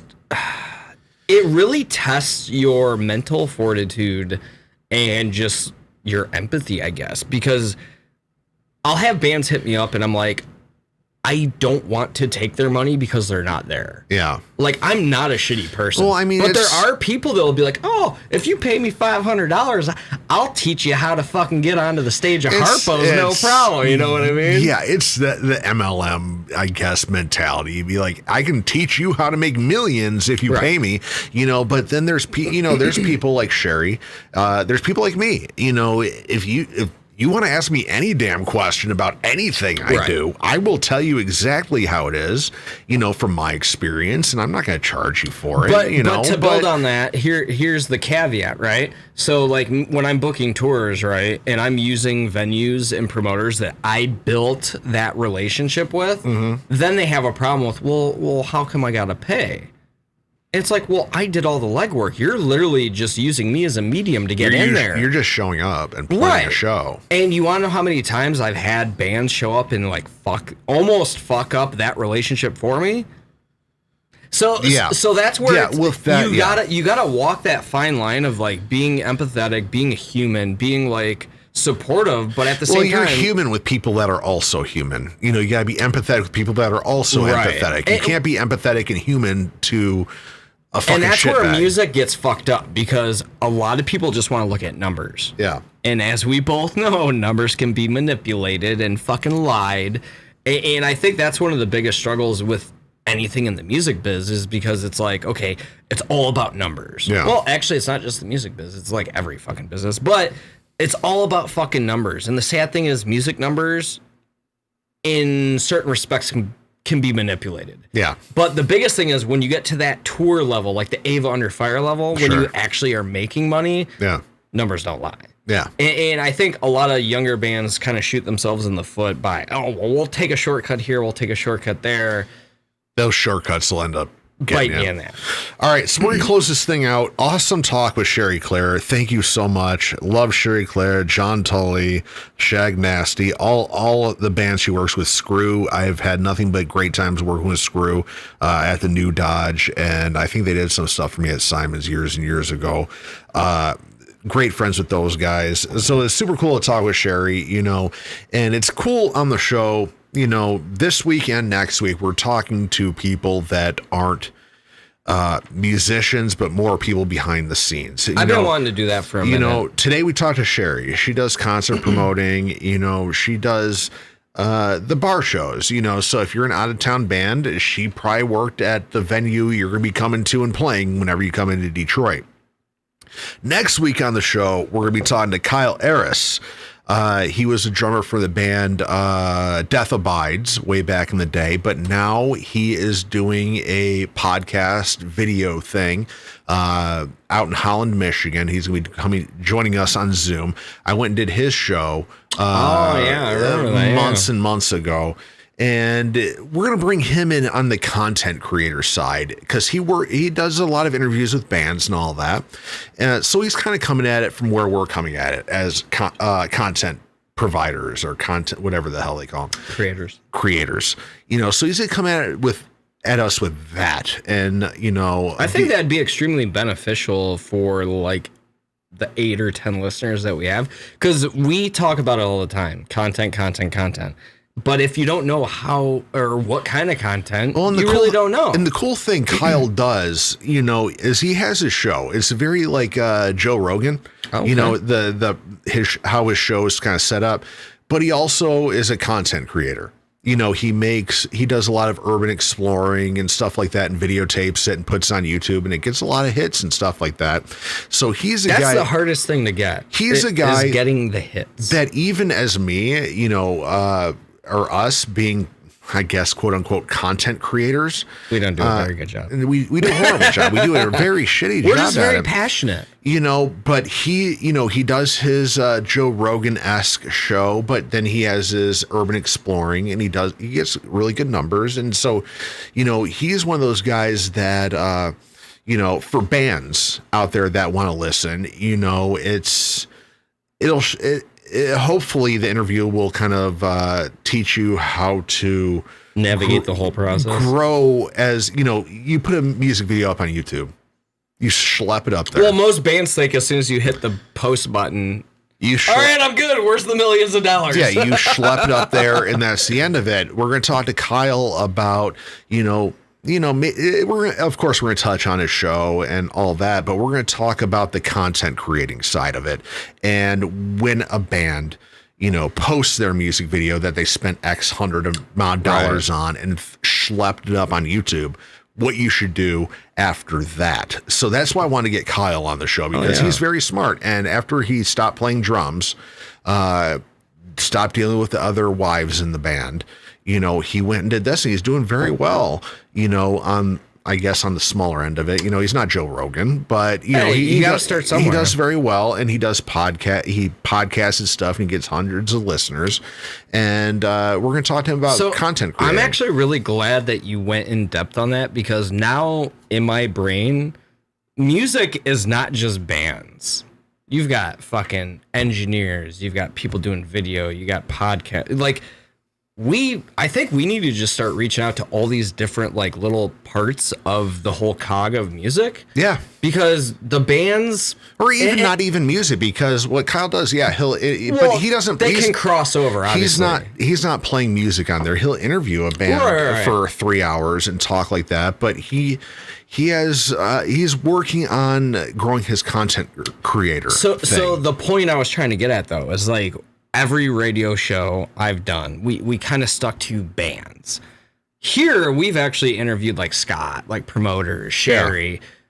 I think we just need to do the whole gamut of everything music. I think that might be the mark we're missing. Can relate to it. Because I feel like 90% of bands are in those situations where they go, well, we could do the music thing, but we don't know how to do the content thing. We don't know how to do the booking thing. We don't know how to do this. So we got to start reaching out to some content creators that have done it even at some level of success. Even if we get like a Matt Dalton or a BJ Perry, or like literally you could go down Tucker wanted to call in and talk about sound. Like, we could have Chris. He's on the fucking road. Like, these are the kind of things that I think will engage the audience. Yeah. We can interview band after band after band.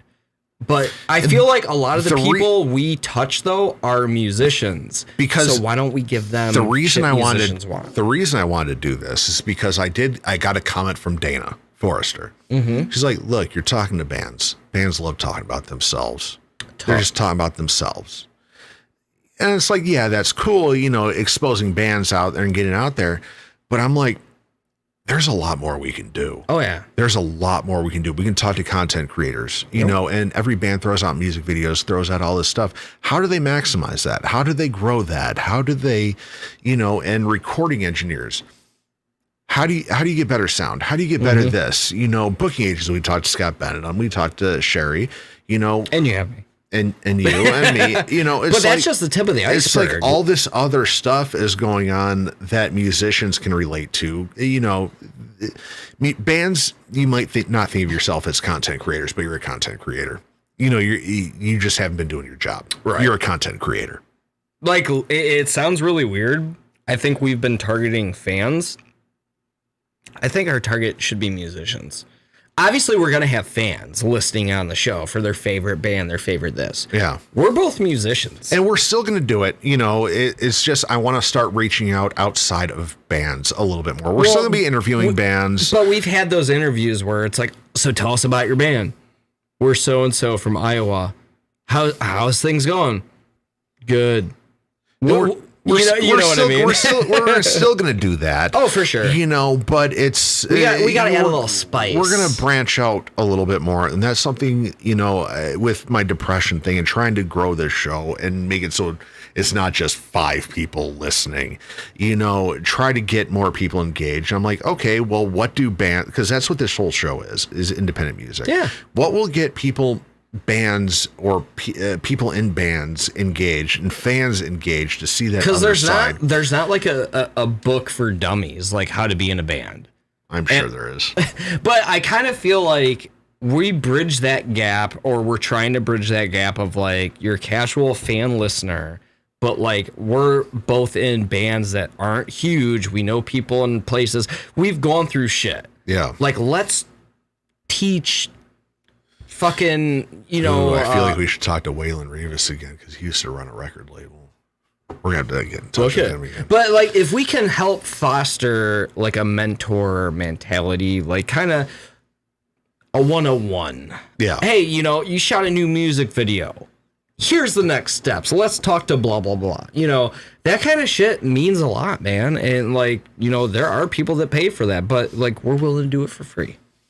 Because we care. Or you can pay me and head on over to rocks100.com, hit that donate tab. You can be a Patreon and, Patreon.com/rocks100. We will take your money. Don't think we're just doing this willy-nilly and we don't want your money. Yes, we do want your money.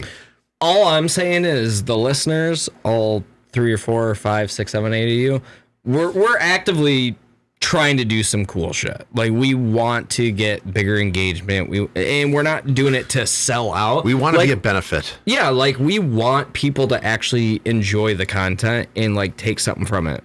Like the YouTube creators that I watch that fix cars, it's because it's fucking helpful and it's useful information. I don't watch it because I'm bored. Well, the supercars, because I can't afford one. But like, we legitimately fucking care. We want music to continue, and we do appreciate all of you listeners, but we want to bring more to the table. There it is. There it is. All right, so this is what we're going to do. We're going to play some Craft Conviction. They're going to be playing the Kelly Tucker Celebration of Life this Saturday at the Crofoot Ballroom and the Pike Room. We're going to be running 2 rooms, and if you give 2 craps about Casting Shadows, we're going to be playing Casting Shadows as well. We are playing on Friday at the Outpost in Port Huron with a bunch of bands. I have no idea who the fuck they are. Because it's all Jeff Land. Bands don't do that. It's we're gonna be the land band, right? On the Friday. Land band. We're gonna be the land band. I'm gonna on get Friday. a custom drum head made that just says the land band. I'm not even gonna dress up. It's gonna be a boat. It's gonna say land band. The land band. So that's what's up. And like I said, next week we're talking to Kyle Aris of the Obscured State of Mind podcast. Go check him out on YouTube. He does the urban exploring thing. The last one he just posted got busted by the cops. Ooh. So super cool. Go over on YouTube. Since you're on YouTube watching this, go look up the Obscured State of Mind and get in touch with that. So we're going to play Craft Conviction and then Casting Shadows to close this thing out. You got anything else to throw on there, Kev? No, man. Great show. Great interview. Thank you, Cheri. Awesome. Super cool. Thank you, CaveRadio as well. Big Al and Eric Schultes. Don't worry, Cave. Ricky's not as bitter as he sounds. I love you, but I hate you because you have your own studio and I'm in my basement. Yeah. So send me your money so hey, I at can least you're get not paying rent, bro. Yeah, I'm not paying. Well, I'm paying a mortgage without a job. Well, a second rent mortgage. All right, we'll get into more of me and my pity party next week on the big show right here, the Rikki ROXX Show. Next week, 123, 123, baby, 123. Come take a walk with me. Rox100.com. Yeah.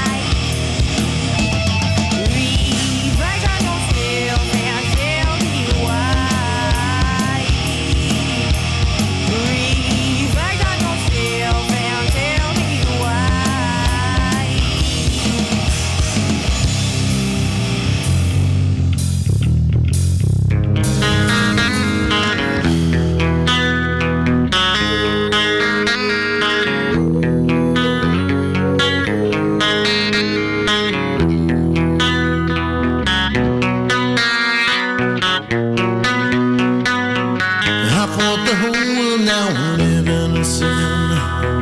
Yesterday's a memory, it holds nothing for me. I live my life the only way I know how.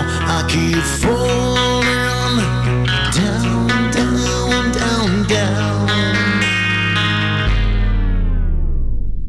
Now I take these pills, it helps me mask the pain. I drink the same old bottle over and over again. Pick up the pieces and make my way home. I keep falling down, down, down, down.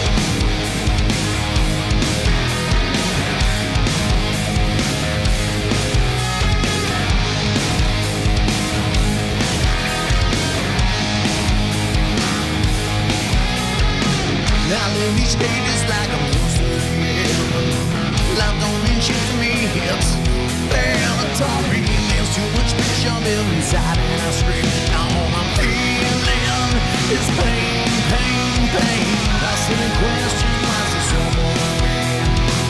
Now could it be that I am my own worst enemy? I just can't take it, it's too hard to hold on. Keep falling down, down, down, down.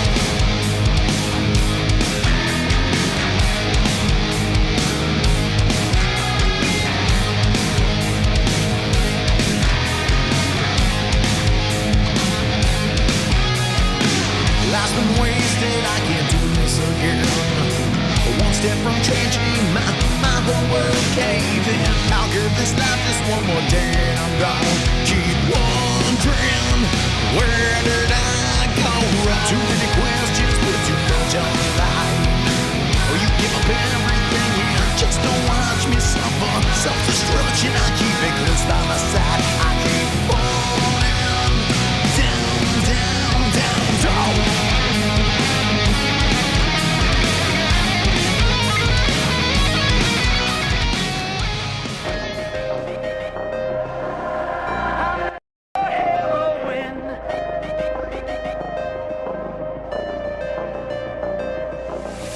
I'm not the person you knew yesterday. I've been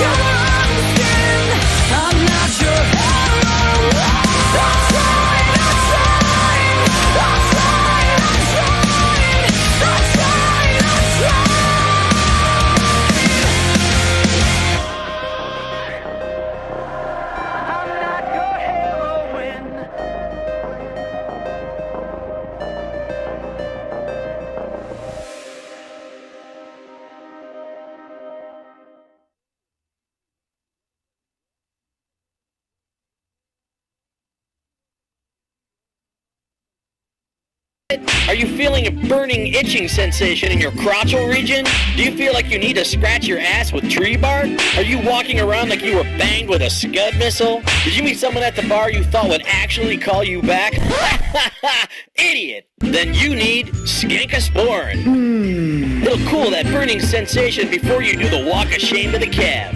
That's Skankosporin Itch Paste. Available at In-N-Out Party Stores, Bottles and Stuff, 8 Mile Liquor, and Cunningham Drugs. Ricky rocks, Ricky rocks. It's Ricky Rocks, coming out of the box. Bitches come in flocks, trying to steal his jocks. He needs to be contained with padded rocks. It's the Ricky Rock Show, spreading like the pox. Ricky rocks, Ricky rocks.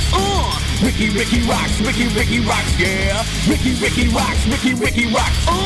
Ricky rocks, Ricky rocks, yeah. Ricky rocks up in your grill, motherfucker.